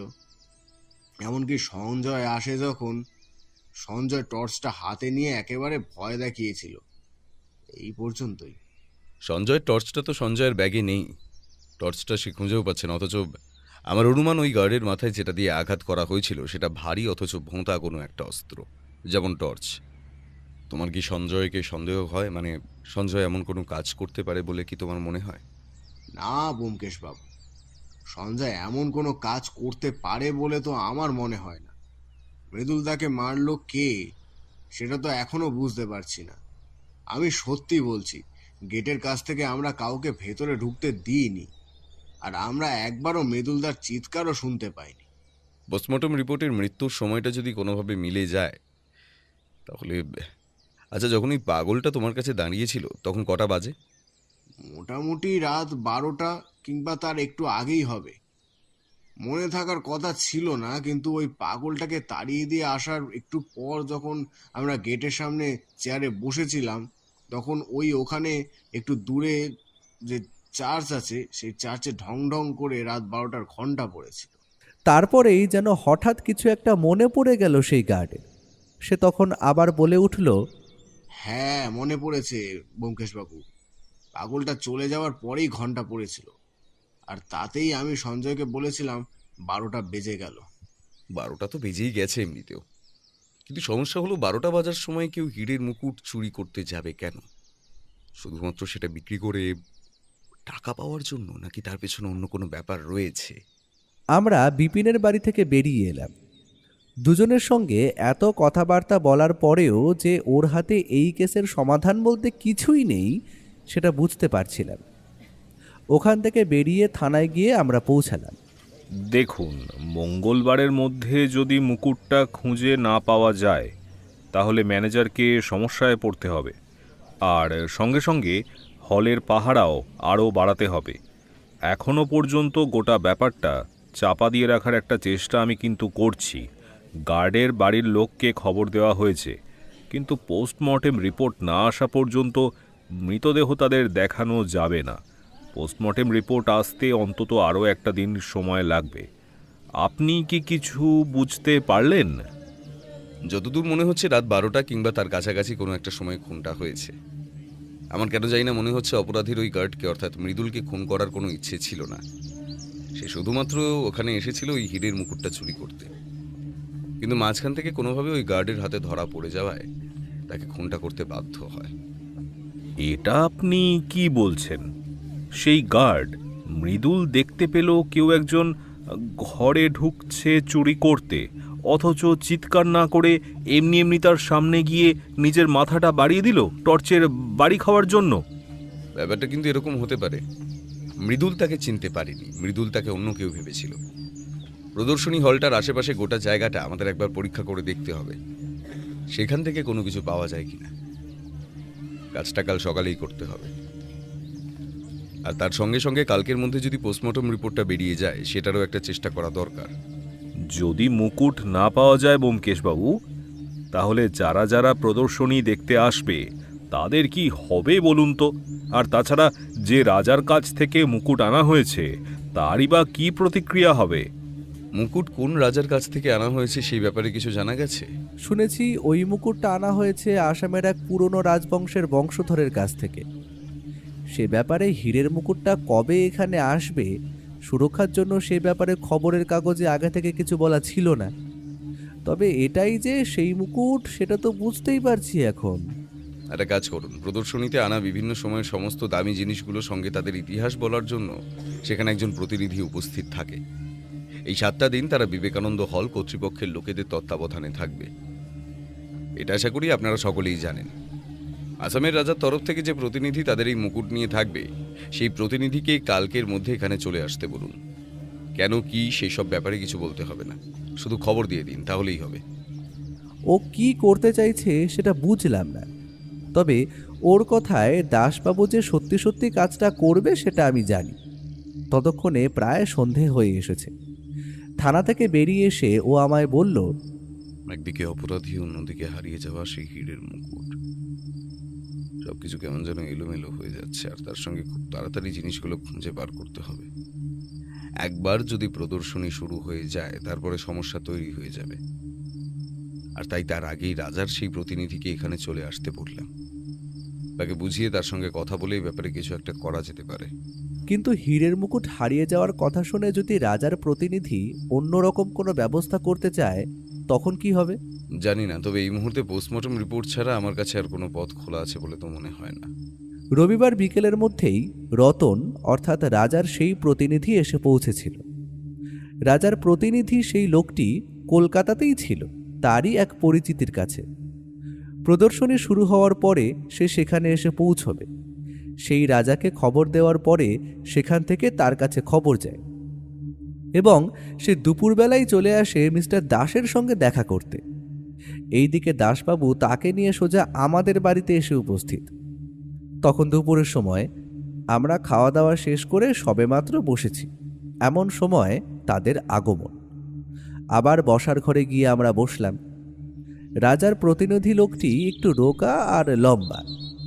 অসমিয়াদের চেহারা যেমন হয় তার চেহারা ঠিক তেমনটাই। আমাদের সবাইকে নমস্কার করে সে বলল, আমি বাংলাটা মোটামুটি ভালোভাবে জানি, তবুও যদি কোথাও অসুবিধা হয় তাহলে আমাকে ক্ষমা করবেন। আচ্ছা, আমার তো আসার কথা আসলে প্রদর্শনীর দিন সকালে, সোমবারের বদলে সেটা মঙ্গলবার হয়ে গেছে, অর্থাৎ মঙ্গলবারে। তাহলে আজ রবিবারে আমায় ডেকে আনলেন কেনেও? একটা কথা আপনাকে জানানো দরকার। আপনাদের রাজার রাজবংশের যে হীরের মুকুট আমাদের এখানে প্রদর্শনীর জন্য এসেছিল, সে মুকুটটা পরশু রাতে চুরি হয়ে গেছে। কথাটা শোনা মাত্রই প্রতিনিধি অর্থাৎ যার নাম রতন শর্মা, সে নিজের বসার জায়গা থেকে উঠে দাঁড়িয়ে প্রায় চিৎকার করার মতো করে বলে উঠল, সে কি বলছেন আপনি? ও মুকুট চুরি হয়ে গেছে? ওই মুকুটের অনেক দাম, আর শুধু দামের জন্য নয়, ওই মুকুটটা আমাদের রাজার রাজবংশের ঐতিহ্য। এই মুকুট যদি চুরি হয়ে যায় তাহলে তাহলে তো রাজাকে খবর দিতে হবে। দেখুন, এই মুহূর্তে রাজামশাইকে কোনো কিছু বলার প্রয়োজন নেই। আমাদের হাতে আরও 2 দিন রয়েছে। মঙ্গলবার প্রদর্শনী শুরু হবে। আমরা চেষ্টা করব মঙ্গলবারের মধ্যে যদি সেই মুকুট খুঁজে বার করা যায়, আমরা সেই চেষ্টাই করব। রতন শর্মা সেভাবেই দাঁড়িয়ে রইল, ওর দিকে তাকিয়ে রইল কিছুক্ষণ। ব্যোমকেশ আস্তে আস্তে বলল, ওই মুকুট এবং রাজার রাজবংশের ব্যাপারে কিছু কথা জানার জন্যই আপনাকে এখানে ডেকে আনা হয়েছে। তাতে যদি আমাদের কোনো সাহায্য হয়, কারণ ওই মুকুটের ব্যাপারে না জেনে কেউ সেই মুকুট চুরি করার জন্য এমন কোনো ব্যবস্থা করতে পারবে না। এমন কেউ সেই ব্যবস্থা করেছে যে খুব ভালোভাবেই এই মুকুটের কথা জানে। ও কাজ আদিনাথ সিং এর। আদিনাথ ছাড়া এ কাজ অন্য কেউ করতে পারে না। এই কথায় আমি, দাসবাবু এবং ও 3 জনই অবাক হয়ে তাকালাম ওর দিকে। রতন শর্মা ততক্ষণে আবার বসে পড়েছে। সে একটা দীর্ঘশ্বাস ছেড়ে বলল, আমি রাজা মশাইকে বলেছিলাম এখানে কোনো সমস্যা হলে তখন কি হবে রাজা মশাই? আমার কথা না শুনে তিনি আমাকে বললেন, তুমি তো রয়েছো রতন। তাছাড়া আসামের রাজবংশের গৌরবের কথা ওই মুকুটের মাধ্যমে ওই দূরের কলকাতার মানুষজনেরাও জানতে পারবে। এ তো আমাদের কাছে গৌরবের বিষয়। কলকাতার লোকজনরা একদম ভালো নয়। আমি যার কাছে গিয়ে মাঝে মাঝে থাকি সে তো বলে কলকাতার লোকজন আস্তে আস্তে বদলে যাচ্ছে। কলকাতা এখন ব্যবসার জায়গা ছাড়া অন্য কিছু নয়। এমনভাবে ভাবলে চলে না রতন। সব জায়গায় ভালো খারাপ সব কিছু নিয়েই মানুষ আছে। তোমার কি মনে হয় আমাদের আসামের সবাই কি ভালো? সব জায়গায় এমনটা আছে। এসব নিয়েই আমাদের চলতে হবে। কিন্তু ওই মুকুট আমি যখন পাঠাবার সিদ্ধান্ত নিয়েছি এবং ওদের সঙ্গে কথা বলে ফেলেছি, তখন সেই মুকুট আমি পাঠাবই। এই মুকুট এখানে এসেছিল কিভাবে? আমি নিয়ে এসেছি। আমি একজন লোককে সঙ্গে নিয়ে ওই মুকুটটা সঙ্গে করে নিয়ে এখানে দিয়ে গিয়েছিলাম। তারপরে তো আমার চেনা ওই লোকটির বাড়িতে রয়েছি। প্রদর্শনী শুরু হলে এখানে আসবো, তারপর শেষ হলে মুকুট নিয়ে ফিরে যাব, এমনটাই কথা হয়েছিল। আর এই আদিনাথ সিংকে? আমাদের রাজা জগৎবীর সিং এর সবচেয়ে বড় শত্রু আদিনাথ সিং। আমাদের রাজবংশেরই রক্ত গায়ে থাকলেও রাজবংশের সাথে তার কোনো সম্পর্ক নেই। কিন্তু আপনি এত ভালোভাবে নিশ্চিন্ত হচ্ছেন কি করে যে ওই হীরের মুকুট আসলে আদিনাথ সিং নিজেই চুরি করতে পারে? আদিনাথ সিংহ হল জগৎবীর সিং এর ভাইয়ের ছেলে। আজ থেকে প্রায় 20 বছর, 20 বছর হবে। 20 বছর আগেও জগৎবীর সিং এর সঙ্গে পুরিন্দর সিং এর অর্থাৎ আদিনাথ সিং এর বাবার সম্পত্তি সংক্রান্ত কোনো ব্যাপার নিয়ে ঝামেলা হয়। জগৎবীর সিং রাজা হলেও তাদের সম্পত্তির পরিমাণ কিন্তু এখন খুবই সীমিত। রাজবাড়ি এবং বেশ কিছু জমি জমা সম্পত্তি ছাড়া আগের মতো আর কিছুই নেই। 20 বছর আগে সমস্যার সময় পুরন্দর সিংকে জগৎবীর সিং লেখাপড়া করে সম্পত্তির একটা অংশ এবং তাদের জন্য একটা বাড়ি দিয়ে দেয়। কিন্তু পুরন্দর সিং ভালো মানুষ ছিল না, তাই সে নেশা, মেয়ে মানুষ এবং নানান বাজে কাজে নিজেকে জড়িয়ে তার বাড়ি, সম্পত্তি সব কিছুই প্রায় শেষ করে ফেলে। কিন্তু আদিনাথ মনে করে তার বাবাকে জগৎবীর সিং সম্পত্তি বন্টনে ঠকিয়েছে। তাকে দিয়েছে কম সম্পত্তি এবং নিজের কাছে রেখেছে বেশি সম্পত্তি। তাই সে একবার ওই জগৎবীর সিং এর কাছে এসেছিল, কিন্তু তেমন কোনো সুবিধে করতে পারেনি। জগৎবীর সিং এর পাহারাদার, লাঠিয়াল, এমনকি গ্রামের লোকেরা পর্যন্ত জগৎবীর সিংকে খুব ভালোবাসে। সে গ্রামের মধ্যে জগৎবীর সিং এর কোনো ক্ষতি করতে পারবে না বুঝতে পেরে প্রতিজ্ঞা করেছিল যেদিন সে সুযোগ পাবে সেদিন সে জগৎবীরের ক্ষতি করবে। আর তাছাড়া ওই হীরের মুকুটের উপর তারও লোভ ছিল। ওই হীরের মুকুটের কথা আদিনাথ কি করে জানতো? ওই হীরের মুকুটটা ছিল ওদের বংশের। হীরের মুকুটের উপর যেমন জগৎবীর সিংয়ের অধিকার ছিল, তেমন ছিল পুরন্দর সিংয়ের অধিকার। কিন্তু হীরের মুকুট পুরন্দর সিংয়ের কাছে গেলে সে ওই মুকুট বিক্রি করে সমস্ত টাকা উড়িয়ে ফেলবে।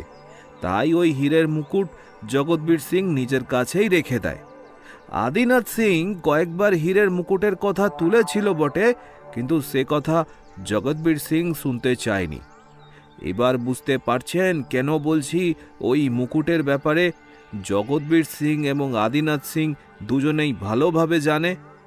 তাই হতে পারে আদিনাথ সিংই মুকুটটা চুরি করেছে কিংবা কাউকে দিয়ে চুরি করিয়েছে। তাছাড়া আদিনাথ সিং আসাম ছেড়েছে অনেক আগেই, নানা জায়গায় এখানে ওখানে ঘুরে ঘুরে চুরি ডাকাতি করে বলে শুনেছি। দুই একবার পুলিশের হাতেও পড়েছে। দেখেছো ভাইয়া, কেন বললাম রাজার প্রতিনিধিকে এখানে আসার কথা? মুকুটের ইতিহাস যখন জানা হয়ে গেল, তার মানে এখন বোঝাই যাচ্ছে ওই মুকুট চুরির পেছনে আদিনাথের হাত থাকতে পারে। কিন্তু ওই মুকুট সহজে আদিনাথ কোথাও বিক্রি করতে পারবে না। আসামের রাজা রাজবংশের ওই মুকুটের কথা অনেকেই জানে। একমাত্র কালো বাজারে না হলে ওই মুকুট বিক্রি করা যাবে না। ওই মুকুট একবার দেশের বাইরে চলে গেলে তারপর কিন্তু ওটা ফিরিয়ে আনা খুব মুশকিল হয়ে যাবে ব্যোমকেশ বাবু। এত তাড়াতাড়ি আদিনাথ কোনো কিছু করবে বলে মনে হয় না। সে চাইলেই মুকুটটা আসামের রাজবাড়ি থেকেও চুরি করার ব্যবস্থা করতে পারত। তাছাড়া ট্রেনে করে যখন মুকুটটা এখানে নিয়ে আসছিল রতনবাবু, তখনও সে তো আক্রমণ করতে পারত, কিন্তু সেটাও করেনি। তার বদলে না দাসবাবু, আমার মনে হয় আদিনাথ মুকুট বাইরে কোথাও বিক্রি করে দেয়নি, কিংবা দেশের বাইরেও নিয়ে যায়নি। তোমার এমন মনে হওয়ার কারণ কি বলো তো? ঠিক এই মুহূর্তে বলে বোঝাতে পারবো না, তবে আমার অনুমান ওই মুকুট নিয়ে আদিনাথ প্রদর্শনীর আশেপাশেই কোথাও আছে এবং আরও কিছু ঘটতে চলেছে যেটা এখনো বাকি রয়েছে। একটা কথা ব্যোমকেশ বাবু, হয়তো আপনার কাজে নাও লাগতে পারে। এই আদিনাথ সিং কিন্তু মানুষ হিসাবে খুব একটা খারাপ নয়। সে চুরি ডাকাতি করে থাকে, তবে তার বাবা পুরন্দর সিংয়ের মতো সে কখনোই নয়। শুধু আমার নয়, জগৎবীর সিং পর্যন্ত দু একবার বলেছিল আদিনাথ এই মুকুট পেলে সে কিছুতেই বিক্রি করতো না। সে নিজের পূর্বপুরুষদের জিনিসকে সম্মান করতে জানে।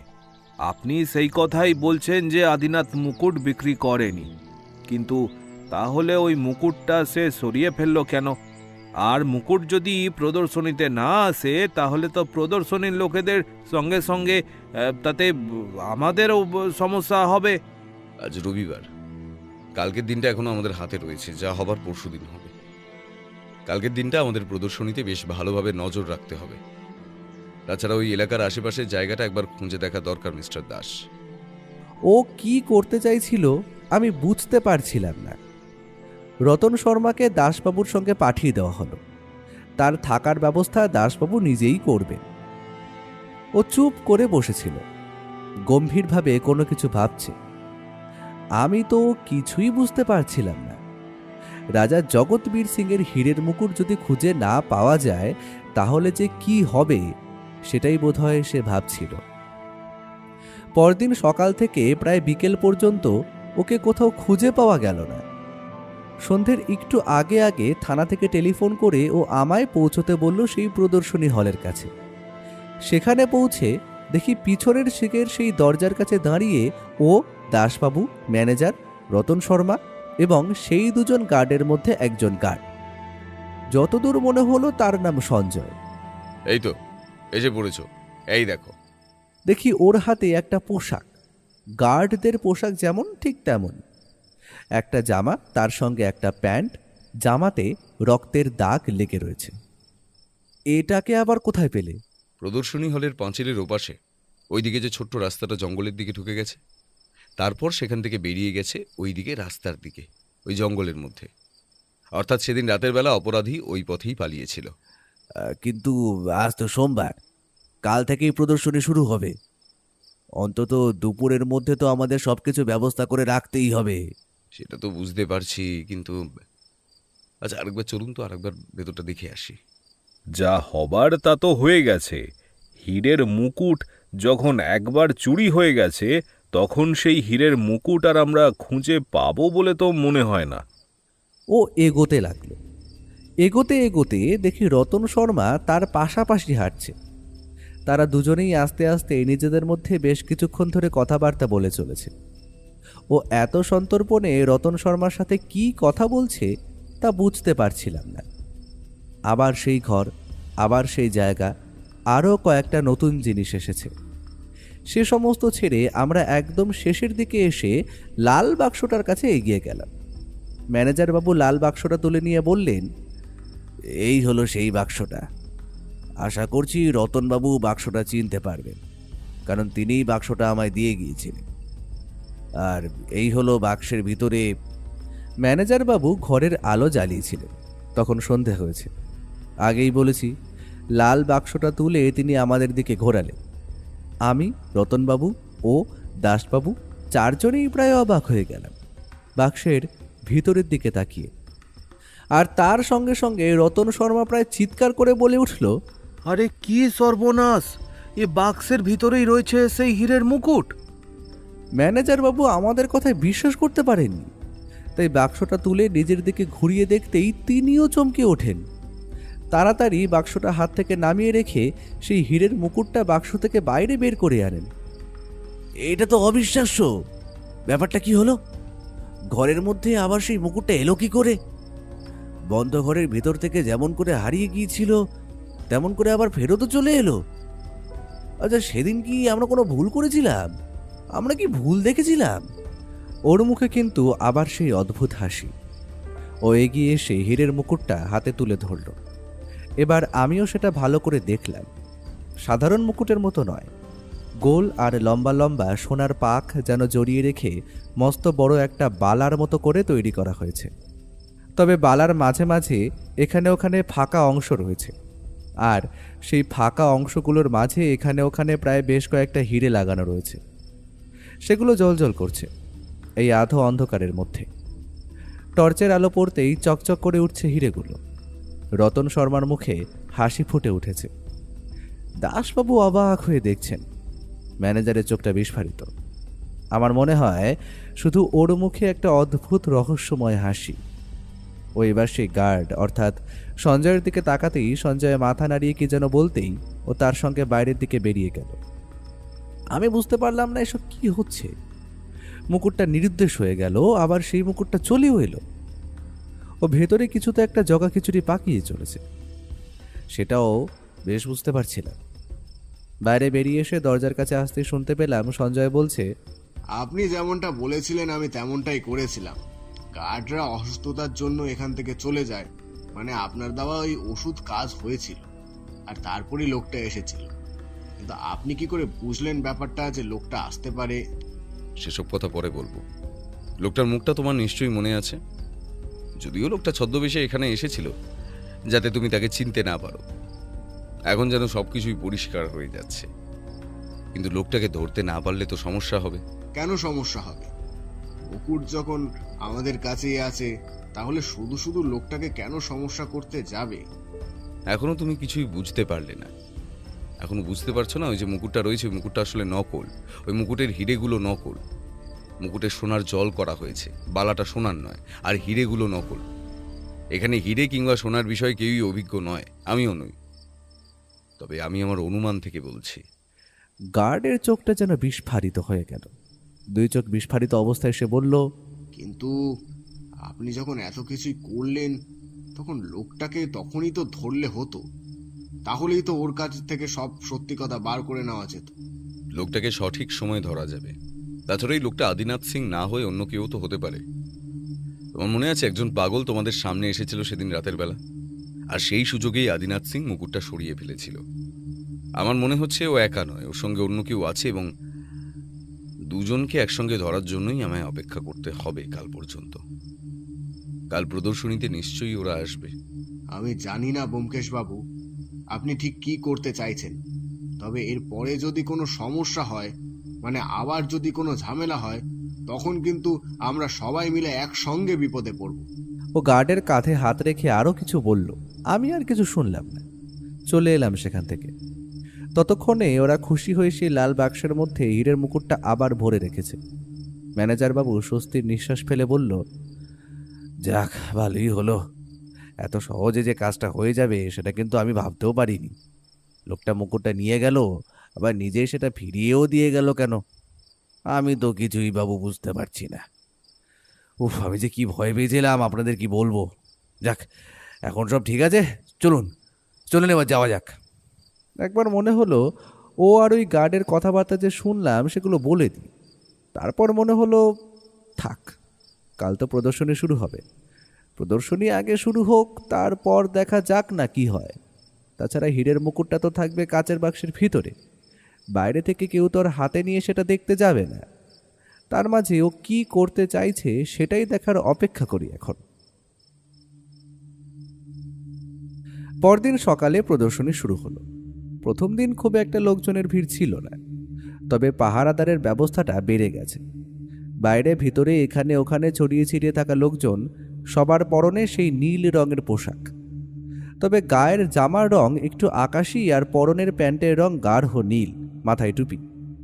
লোকজন মোটামুটি আসতে শুরু করতেই ছড়িয়ে ছিটিয়ে রাখা জিনিসপত্রগুলো একটা বড় ঘরের মধ্যে কাচের বাক্সের ভিতরে বেশ ভালো করে গুছিয়ে রাখা হয়েছে। কাচের বাক্সগুলো রয়েছে শক্তপোক্ত কাঠের তক্তার উপর। এখানে ওখানে সাজিয়ে রাখা দামি জিনিসগুলোর প্রায় সবই কাচে ঢাকা। অস্ত্রশস্ত্র, বর্ম, এই সমস্ত জিনিসগুলো খোলা রাখলেও সাধারণের নাগালের থেকে একটু দূরে ব্যারিকেড করে রাখা আছে, অর্থাৎ চোখে দেখা যাবে কিন্তু ছোঁয়া যাবে না। নানা রকম লোক ঘরের ভিতরে ঘুরে বেড়াচ্ছে। আমি ও দাসবাবু তিনজনেই এসেছি, তবে তিনজনেই সাধারণ পোশাকে আছি। এদিক ওদিক ঘুরে ফিরে সব দেখছি। ওকে দেখলাম ইশারায় সেই পাহারাদারদের সঙ্গে দু একবার যেন কথা বলল। আমি অবাক হলেও কোনো প্রশ্ন করলাম না। রতন শর্মার মুখটা কেমন যেন হয়েছিল। সে কয়েকবার ওর সঙ্গে কথা বলল, তারপর আবার নিজের মতো সেই হীরের মুকুটের আশেপাশে ঘুরতে লাগলো। দেখতে দেখতে প্রথম দিন কেটে গেল। দ্বিতীয় দিনও একইভাবেই চলল। দ্বিতীয় দিন রাতের বেলা বাড়ি ফিরে ওকে চেপে ধরলাম। বললাম, ব্যাপার কি বলো তো? তুমি যে সবার চোখের আড়ালে কোনো একটা পরিকল্পনা করেছো সেটা কি আমি বুঝতে পারিনি ভেবেছো? কিন্তু সমস্যাটা কি? কোথায় সমস্যা? কোনো সমস্যা নেই, সব ঠিকই তো আছে। হীরের মুকুট ফিরে পাওয়া গেছে, এখন আবার কিসের সমস্যা হবে? তুমি সবাইকে বোকা বানাতে পারো, কিন্তু আমাকে বোকা বানানো এখনো পর্যন্ত কিন্তু এতটাও সহজ নয়। ওই যেত যদি না তুমি সঞ্জয়ের সঙ্গে বলা কথাগুলো শুনতে পেতে, তাহলে আর তুমি কিছুই বুঝতে পারতে না। কারণ প্রথমে তুমিও ভেবে নিয়েছিলে সোনার মুকুট খুঁজে পাওয়া গেছে এবং সেটা আসল, এবং সেটা অপরাধী নিজেই এসে ফিরিয়ে দিয়ে গেছে। তার মানে তুমি জানতে আমি তোমার সব কথা শুনেছি, কিন্তু আমায় এসব কিছু না বলার কারণটা কি? একটা বড়সড় পরিকল্পনা করতে হয়েছে, যার গোপনীয়তা অনেক বেশি। যদি একবার আমাদের সামান্যতম ভুল হয় তাহলে সমস্ত কিছু আমাদের হাতের বাইরে চলে যাবে। এমনকি আমি আর রতন শর্মা ছাড়া আর কেউ কিচ্ছু জানতো না এই বিষয়। রতন শর্মা কোথায়? কিন্তু সঞ্জয়কে তাহলে কি বলছিলে? সঞ্জয়কে যে কথা বলেছিলাম সে সমস্ত কথা মিথ্যে। তুমি একটু অপেক্ষা করো আর একটা দিন, আশা করি আজও রাত্রে কিছু না কিছু একটা হবে। ওর কোনো কিছুই বুঝতে পারলাম না, কিন্তু ও যখন মুখ বন্ধ করে রেখেছে তখন ওর মুখ খোলানোর কোনো উপায় নেই। সকালে আমরা আবার গেলাম সেই প্রদর্শনীতে। দুপুর পর্যন্ত এখানে ওখানে ঘোরাঘুরি করার পর হঠাৎ একটা ব্যাপার লক্ষ্য করলাম।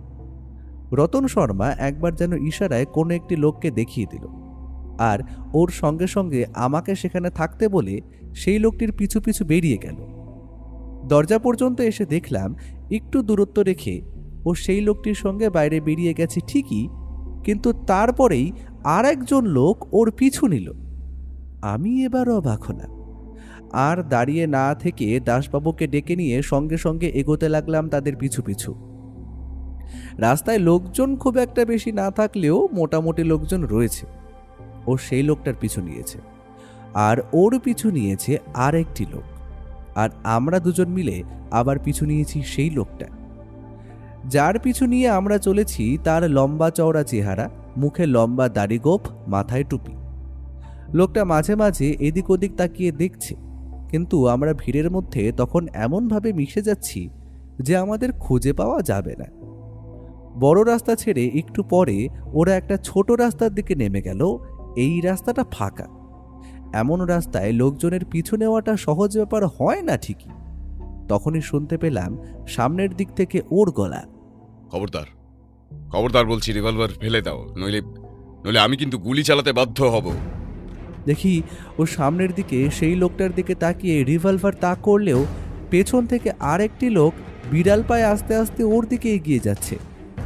ও এর সাথে সেই লোকটির দূরত্ব প্রায় 6 হাতের মতো। আমি আর দাসবাবু রুদ্ধশ্বাসে ব্যাপারটা দেখে চলেছি, লোকটাকে লক্ষ্য করি। লোকটার কথা আমরা ভুলেই গেছিলাম। যখন লোকটা ওর একদম কাছাকাছি চলে এসেছে, আমি তখন সঙ্গে সঙ্গে চিৎকার করে বললাম, তোমার পিছনে! সঙ্গে সঙ্গে ও পেছন ঘুরল, আর ঠিক তখনই লোকটার একটা ঘুষি ওর মাথার পেছনে নেমে এসেছিল। ও মুহূর্তের মধ্যে শরীরটাকে নিচের দিকে নামিয়ে দিতেই টাল সামলাতে না পেরে সে খানিকটা পেছনের দিকে চলে গেল এবং ওর গায়ে বাধা পেয়ে সে মাটিতে পড়ল। সঙ্গে সঙ্গে পেছনের সেই লোকটা গুলি চালাতে শুরু করলো। সময় নষ্ট না করে দাসবাবুও ছুটে গেল সেই লোকটার দিকে। লোকটা দুবার পরপর গুলি চালালো, কিন্তু দুবারই লক্ষ্য ভ্রষ্ট হয়ে গেল গুলি। এদিকে ও ততক্ষণে ওই লোকটাকে ধরেছে। লোকটার গায়ে প্রচণ্ড জোর তা বোঝা যাচ্ছে। লোকটা ওকে ঠেলতে ঠেলতে উঠে বসার চেষ্টা করছে। ও বলল, ওর পকেটে রিভলভার আছে, আমার এখানে পড়েছে সেটা। রিভলভারটা এক্ষুনি ওর থেকে তাক করে ধরো। আদিনাথ সিং, তোমার খেলা শেষ। এখন ভালোই ভালোই সারেন্ডার করো, নইলে কিন্তু হীরের মুকুট চুরির অপরাধে তোমায় হাজতে পুরব। আদিনাথ সিং বোধহয় আমার কথায় হতভম্ব হয়ে গেছিল। তার সেই মুহূর্তের হতভম্বতায় ও তার হাত দুটো পেছনের দিকে ধরে নিয়ে গিয়ে পিছমোড়া করে ফেলল। তারপর দাসবাবু ততক্ষণে আরেকটি লোককে ধরে ফেলেছে। দাসবাবুর কাছে হাত করা ছিল। দুজনকেই হাত করা পরিয়ে দেওয়া হলো।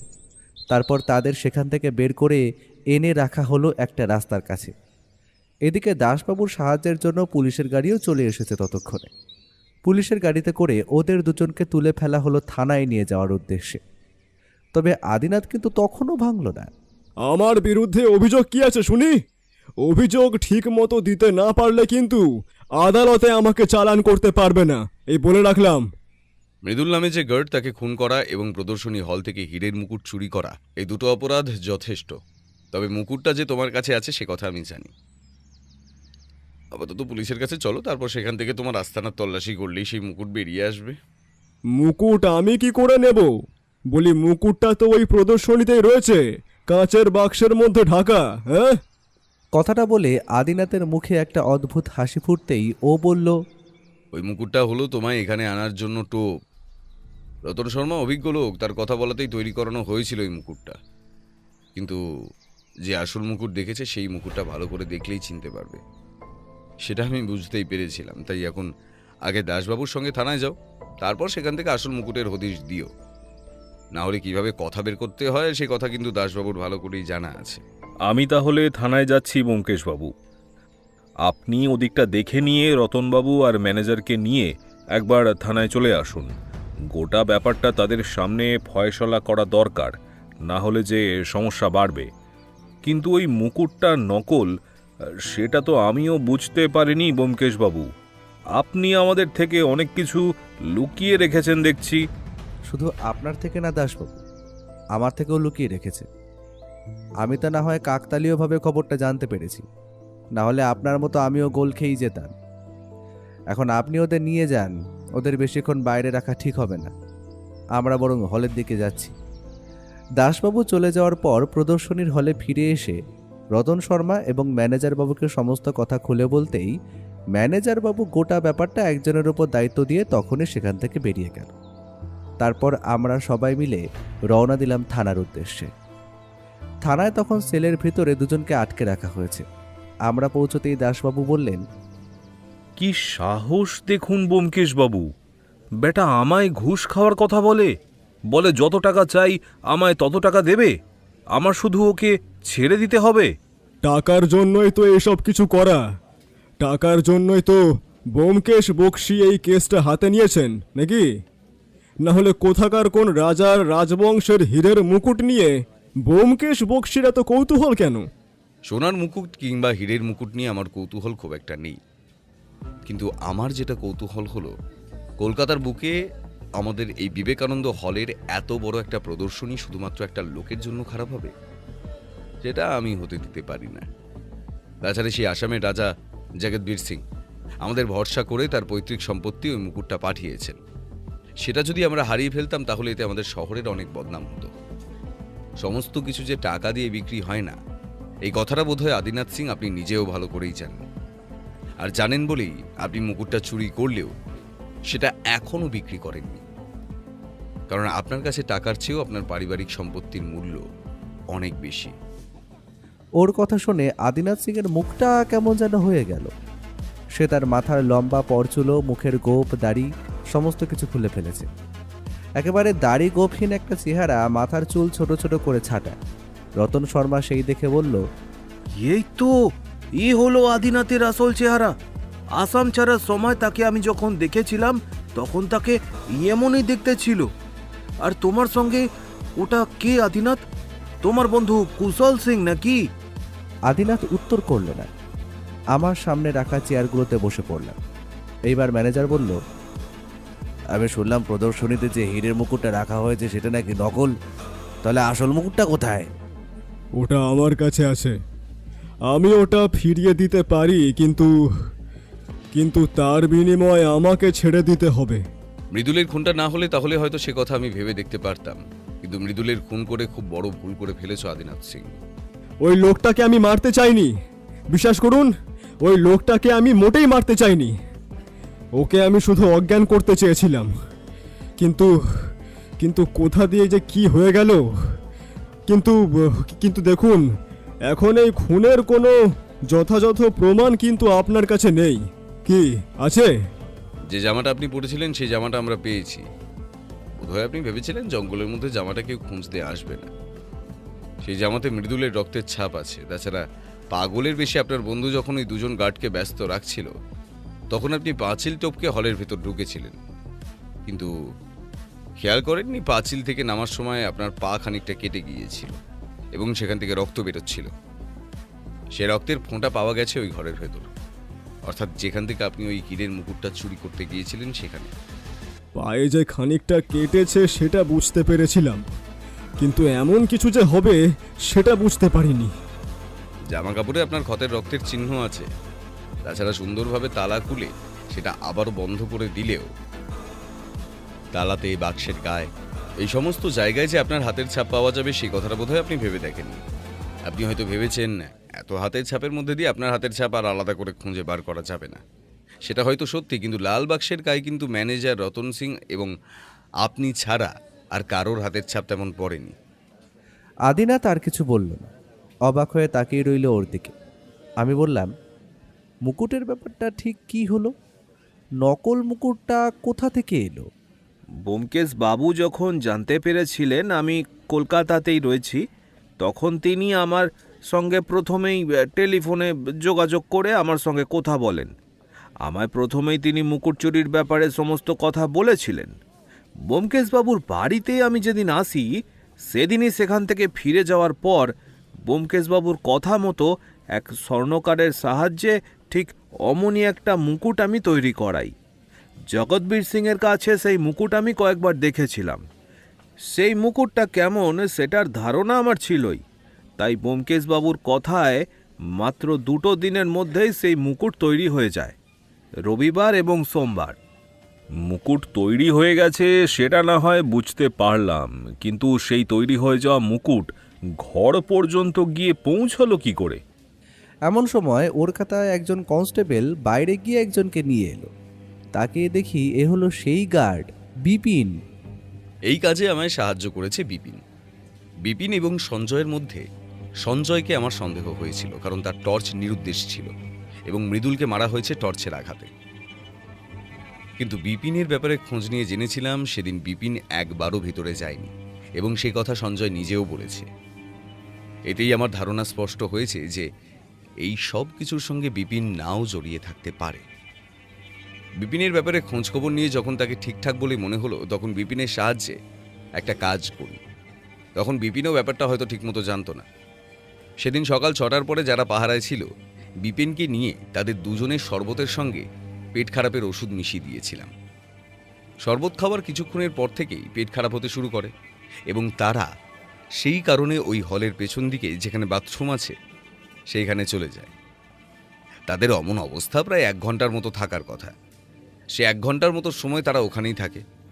এদিকে বিপিন তখন একা এখানে ছিল, কিন্তু বিপিন জানতো না তাদের দুজনকে কেন আমি 1 ঘন্টার জন্য সরিয়ে রেখেছিলাম। এই সময় আমারই একজন লোক পাঁচিল টপকে ওই ঘরে ঢোকে, তালা খুলে তারপর বাক্সের মধ্যে পুনরায় নকল মুকুটটা রেখে আবার সমস্ত কিছু আগের মতো বন্ধ করে সেখান থেকে চলে যায়। বিপিনকে আমি বলেছিলাম যে সে যেন দরজার কাছে থাকে এবং আমি ওই সময় দরজার কাছে এসে বিপিনের সঙ্গে কথা বলছিলাম। কিন্তু কেন? কারণ এক কাজে আমি 2টো কাজ করতে চেয়েছিলাম। প্রথমত নকল মুকুটটা ওখানে রাখলে যাতে সবাই ভাবে যে ওটা আসল মুকুট এবং তার সঙ্গে আদিনাথ এবং তার দলের লোকেরা খবরটা পেয়ে অবাক হয়ে যায়। যদিও এই খবরটা পেয়ে ওদের 2 দিন সময় লেগেছিল, তাই আদিনাথ প্রথম দিনের ব্যাপারটা বিশ্বাস করতে না পারলেও দ্বিতীয় দিন আবার সেখানে চলে আসে। তৃতীয় দিন যে সে আসবে সে কথা আমি জানতাম, কারণ দ্বিতীয় দিনে একটি লোক এসেছিল যেই মুকুটটা একবার দেখেই সেখান থেকে চলে যায়। তৃতীয় দিনে ওরা দুজনে যে আসবে সে কথা আমি জানতাম বলেই রতন শর্মাকে ভালো করে বলে রেখেছিলাম। রতন শর্মা আদিনাথ সিং এর বন্ধু কুশল সিংকে দেখেই চিনতে পেরেছিল। যদিও সে ছদ্মবেশে ছিল, তবু কুশল সিং এর সবচেয়ে বড় একটা সমস্যা হলো তার ডান হাতে 6টা আঙুল। ওর কথায় আমরা সবাই কুশল সিংয়ের দিকে তাকালাম। সত্যি সত্যি তার ডান হাতে 6টা আঙুল। কেড়ে আঙুলের পাশ থেকে একটা ছোট আঙুল বেরিয়েছে। আর ওই দিন তাহলে মৃদুলের মৃত্যু হলো কিভাবে? আর ওখান থেকে মুকুটটা চুরি বা হলো কি করে? এই একটা কারণেই আমি একটা কাজ করেছিলাম। ঠিক যেভাবে আদিনাথ সিং কুশলের সাহায্য নিয়ে কুশলকে পাগল সাজিয়ে বিপিন এবং সঞ্জয়কে ব্যস্ত রেখেছিল, তারপর সঞ্জয়ের টর্চটা কোনোভাবে চুরি করে নিয়েছিল। সেটা কিভাবে হলো তা আমি জানি না, তবে সঞ্জয় টর্চটা কোনোভাবে হারিয়ে যায়। সেই টর্চ কিংবা অন্য কোনো টর্চ সেটা নিয়ে পাহারাদারের মতো পোশাক পরেই আদিনাথ সিং ঢুকেছিল ভেতরে। বারান্দার শুরুতে একটা আর শেষে একটা, মাত্র 2টো আলো রয়েছে। সেই আলোতে টুপি পরে থাকলে কারোর মুখ ভালোভাবে না দেখলে চট করে চেনা সম্ভব নয়। আমার মনে হয় আদিনাথ পাহারাদারের রূপেই ভিতরে ঢুকে মৃদুলকে খেতে যেতে বলেছিল। একটা কথা ওরা জানতো না, যেটা ম্যানেজার বাবু জানে এবং মৃদুল জানতো। প্রত্যেকদিন প্রায় 12টার সময় রাতের বেলা মৃদুল খেতে যেত। সে বাড়ি থেকে একবার 6টা নাগাদ খাবার খেয়ে আসতো, তারপর 12টা নাগাদ খেত, আবার সকাল 6টার সময় বাড়ি চলে যেত। তোমাদের হয়তো মনে আছে বিপিন এবং সঞ্জয় দুজনেই বলেছিল পাগলটা যখন এসেছিল তার একটু পরেই ঢং ঢং করে চার্চের ঘড়িতে 12টা বেজেছিল। আসলে ব্যাপারটা অন্যরকম। 12টা বাজার ঘন্টা পড়ার সঙ্গে সঙ্গেই হয়তো পাগল সেখান থেকে সরে যায়, আর সেটাই ছিল আদিনাথের জন্য একটা নির্দিষ্ট ঘন্টা, যে সময় সে তার কাজ শুরু করবে। আদিনাথ মৃদুলকে সেখান থেকে খাবার জন্য তার ঘরে পাঠিয়ে দেয়। তারপরে সে নিজের কাজ শুরু করে। দরজা খুলে সেখান থেকে মুকুট নিয়ে সে চলে যাবে, কিন্তু মৃদুল খেতে গিয়েও কোনো একটা কারণে ফিরে এসেছিল। তাই তো আদিনাথ? পরিকল্পনা মতো পাহারাদারের পোশাক পরে আমি ওই মৃদুলকে ঘোল খাইয়েই দিয়েছিলাম। সে চলেও গিয়েছিল খাবার জন্য নিজের ওই ঘরটার কাছে, কিন্তু একটা ছোট্ট টিফিন বক্স কিংবা ওই জলের বোতল সে ওখানে ফেলে গিয়েছিল তার ওই বসার জায়গাটায়। সেটা আমি খেয়াল করিনি। তারপর সে চলে যেতেই আমি তাড়াতাড়ি দরজা খোলার জন্য বসে পড়ি এবং তালা খুলতে থাকি। সেই সময় ওই মৃদুলটা আবার ফিরে আসে। তখন সে বুঝতে পারে আমি পাহারাদার নই, অন্য কেউ। তাই সে আমায় বারবার তার দিকে তাকাতে বলে। আমি তাকাতেই সে আমায় দেখে বুঝতে পারে যে আমি 2 পাহারাদারের মধ্যে কেউ নই, আর তখনই সে চিৎকার করে। চিৎকার করে বাকিদেরকে ডাকাডাকি করতে যাবে, তার আগেই আমি বাধ্য হয়ে বিশ্বাস করুন ওই টর্চটা দিয়ে ওর মাথায় মারি। কিন্তু একবার মারার পরেও সে চিৎকার করতে যায়। তখন তার মুখটা চেপে ধরে তার মাথায় আরও 2বার মারি। তারপর অবশেষে সে চুপ করে গেলে আমি তাকে সেখানে রেখে আগেই ভিতরে ঢুকে মুকুটটা নিয়ে আসি। তারপর তার দেহটা টেনে নিয়ে গিয়ে ওই ঘরের মধ্যে আটকে রেখে আবার বেরিয়ে চলে যাই। ঠিক এই কারণে প্রথমে দরজার কাছে এবং তারপর ওই ঘরের ভেতর 2টো জায়গাতে বেশি রক্ত পাওয়া গিয়েছিল, বাকি জায়গাতে রক্ত ছড়িয়ে ছিটিয়ে ছিল। কিন্তু আদিনাথ সিং যে মুকুটটা চুরি করার পরেও বাইরে বিক্রি করবে না, সে ব্যাপারে আপনি নিশ্চিত হলেন কি করে ব্যোমকেশ বাবু? আপনার কাছে ওই মুকুটের গল্প শুনে দাসবাবুর সাহায্যে আসামের এক পুলিশ অফিসারের সঙ্গে আমরা যোগাযোগ করি, যার সঙ্গে দাসবাবুর সামান্য পরিচয় আছে। তার সঙ্গে কথা বলে খোঁজখবর করে জানতে পারি আদিনাথ সিংয়ের বাবা পুরন্দর সিং অন্যরকম ছিলেন। সে তার সমস্ত সম্পত্তি, নেশা এবং বিভিন্ন কারণে উড়িয়ে দিলেও আদিনাথ সিং তেমন ছিলেন না। সে চুরি ডাকাতি করত সে কথা ঠিক, কিন্তু নিজের বংশ এবং বংশের জিনিসের প্রতি তার অন্যরকম আকর্ষণ ছিল। তাই কেন জানি না মনে হয়েছিল আদিনাথ সিং ওই মুকুট এর আগেও চুরি করতে পারত, কিন্তু ওখান থেকে চুরি করার কারণ প্রথমত রাজাকে মান সম্মানে ফেলা এবং দ্বিতীয়ত নিজের কাজ হাসিল করে নেওয়া। এই দুটো জিনিস সেই মানুষই এমনভাবে করতে পারে যার বংশের প্রতি মর্যাদা বজায় রেখে সে তার কাজ করতে চাইছে। তাছাড়া সে যদি সাধারণ কোনো চোর হিসেবে ভেতরে ঢুকতো তাহলে এত দামি দামি জিনিসপত্র ছিল, সেখান থেকে কিছু না নিয়ে শুধুমাত্র এই মুকুটটা নিয়ে চলে যেত না। বাবা ভুল করেছিল। বাবা ভুল করে বংশের সঙ্গে শত্রুতা করেছিল। আমি শুধু ওই মুকুটটা চেয়েছিলাম। আমার বংশের প্রতীক হিসেবে ওই মুকুট আমার কাছে রাখতে চেয়েছিলাম, কিন্তু আমার সেই কথায় একবারও রাজি হলো না ওই জগৎবীর সিং। বলেছিলাম ওই মুকুটটা আমি কাউকে কিছু করতে দেব না, ওই মুকুটটা আমি আমার কাছেই আমার বংশের প্রতীক হিসেবে মর্যাদা সহকারে রেখে দেব, কিন্তু তাও তিনি রাজি হলেন না। তাই আমিও ঠিক করলাম আসামের বাইরে ওই মুকুটটা এলেই আমি ওটা আমার হস্তগত করব। তাই একদিন যখন খবর পেলাম যে ওটা কলকাতায় আসছে, তখন আমি তৈরি হয়ে রইলাম। কিন্তু পথে যদি ওই মুকুটটা ছিনতাই করতাম তাহলে ওই রতন শর্মা এবং তার সঙ্গে থাকা লোকেদের ওপর সমস্ত দোষ পড়তো। সবাই ভাবতো তারাই কিছু করেছে, কিন্তু এখানে আসার পর ওই প্রদর্শনী হলের ভিতর থেকে চুরি করলে সবাই বুঝতে পারবে যে কোনো চোর চুরি করেছে। তাই কাউকে সমস্যায় পড়তে হবে না।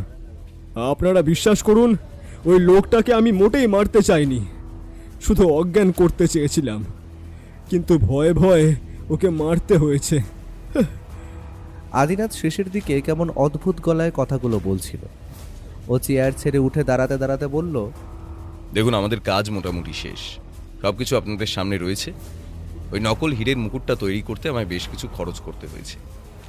এদিকে যদি একটুখানি মানে দেখা যায়, না হলে সমস্যা নেই, ওই নকল মুকুটটা আমায় দিয়ে দিলেই হবে।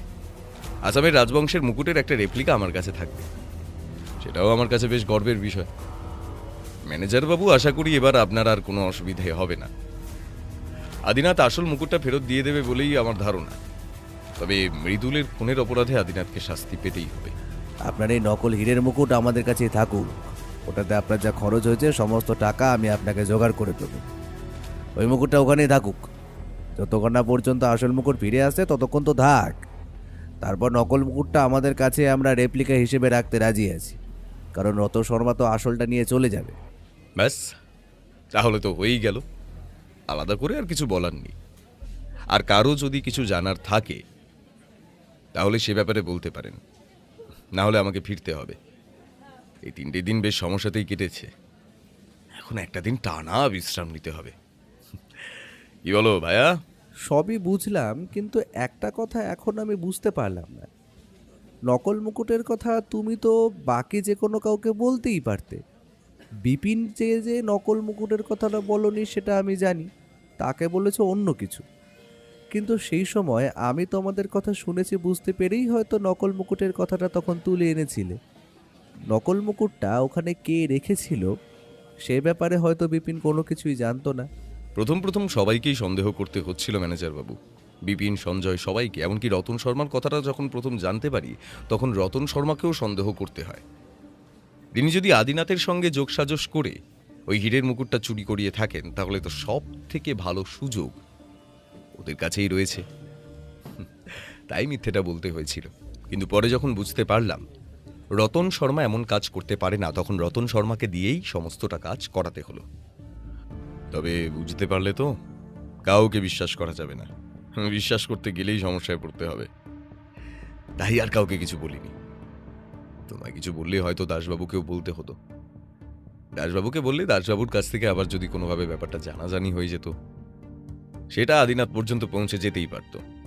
আর আদিনাথ যদি একবার মুকুট নিয়ে পালিয়ে যেত তাহলে তাকে আর ধরা যেত না। ও উঠে পড়ল। বাকি সবাই উঠে পড়লেন। আদিনাথ, কুশল সিং সেখানেই রইল। দাসবাবুর জিম্মায় ওখানেই ওরা রইলেন।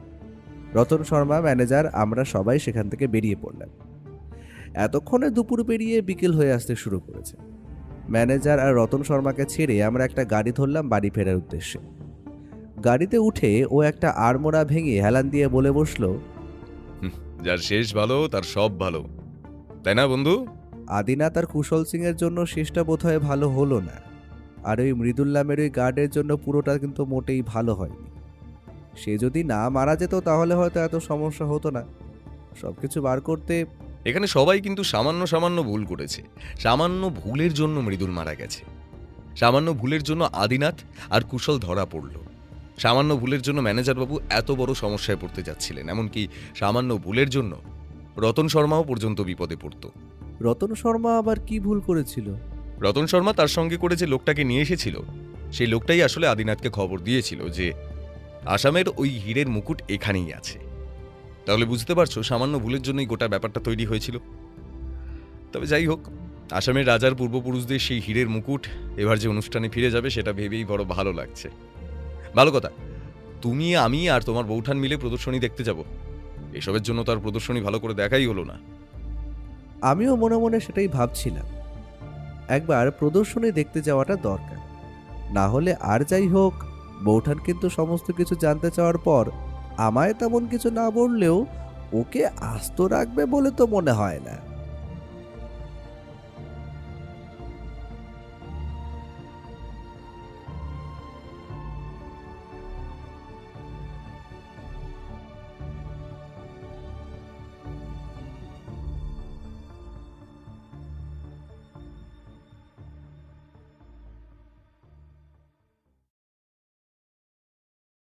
আজকের মতো আমাদের গল্পের আসর এখানেই শেষ হলো। গল্পটা কেমন লাগলো শুনে এবং এইরকম গল্প আরও শুনতে চাইলে কিন্তু কমেন্ট করতে হবে। এর ফলে আমরা আরও তাড়াতাড়ি এইরকম অনেক গল্প আনবো, কথা দিচ্ছি।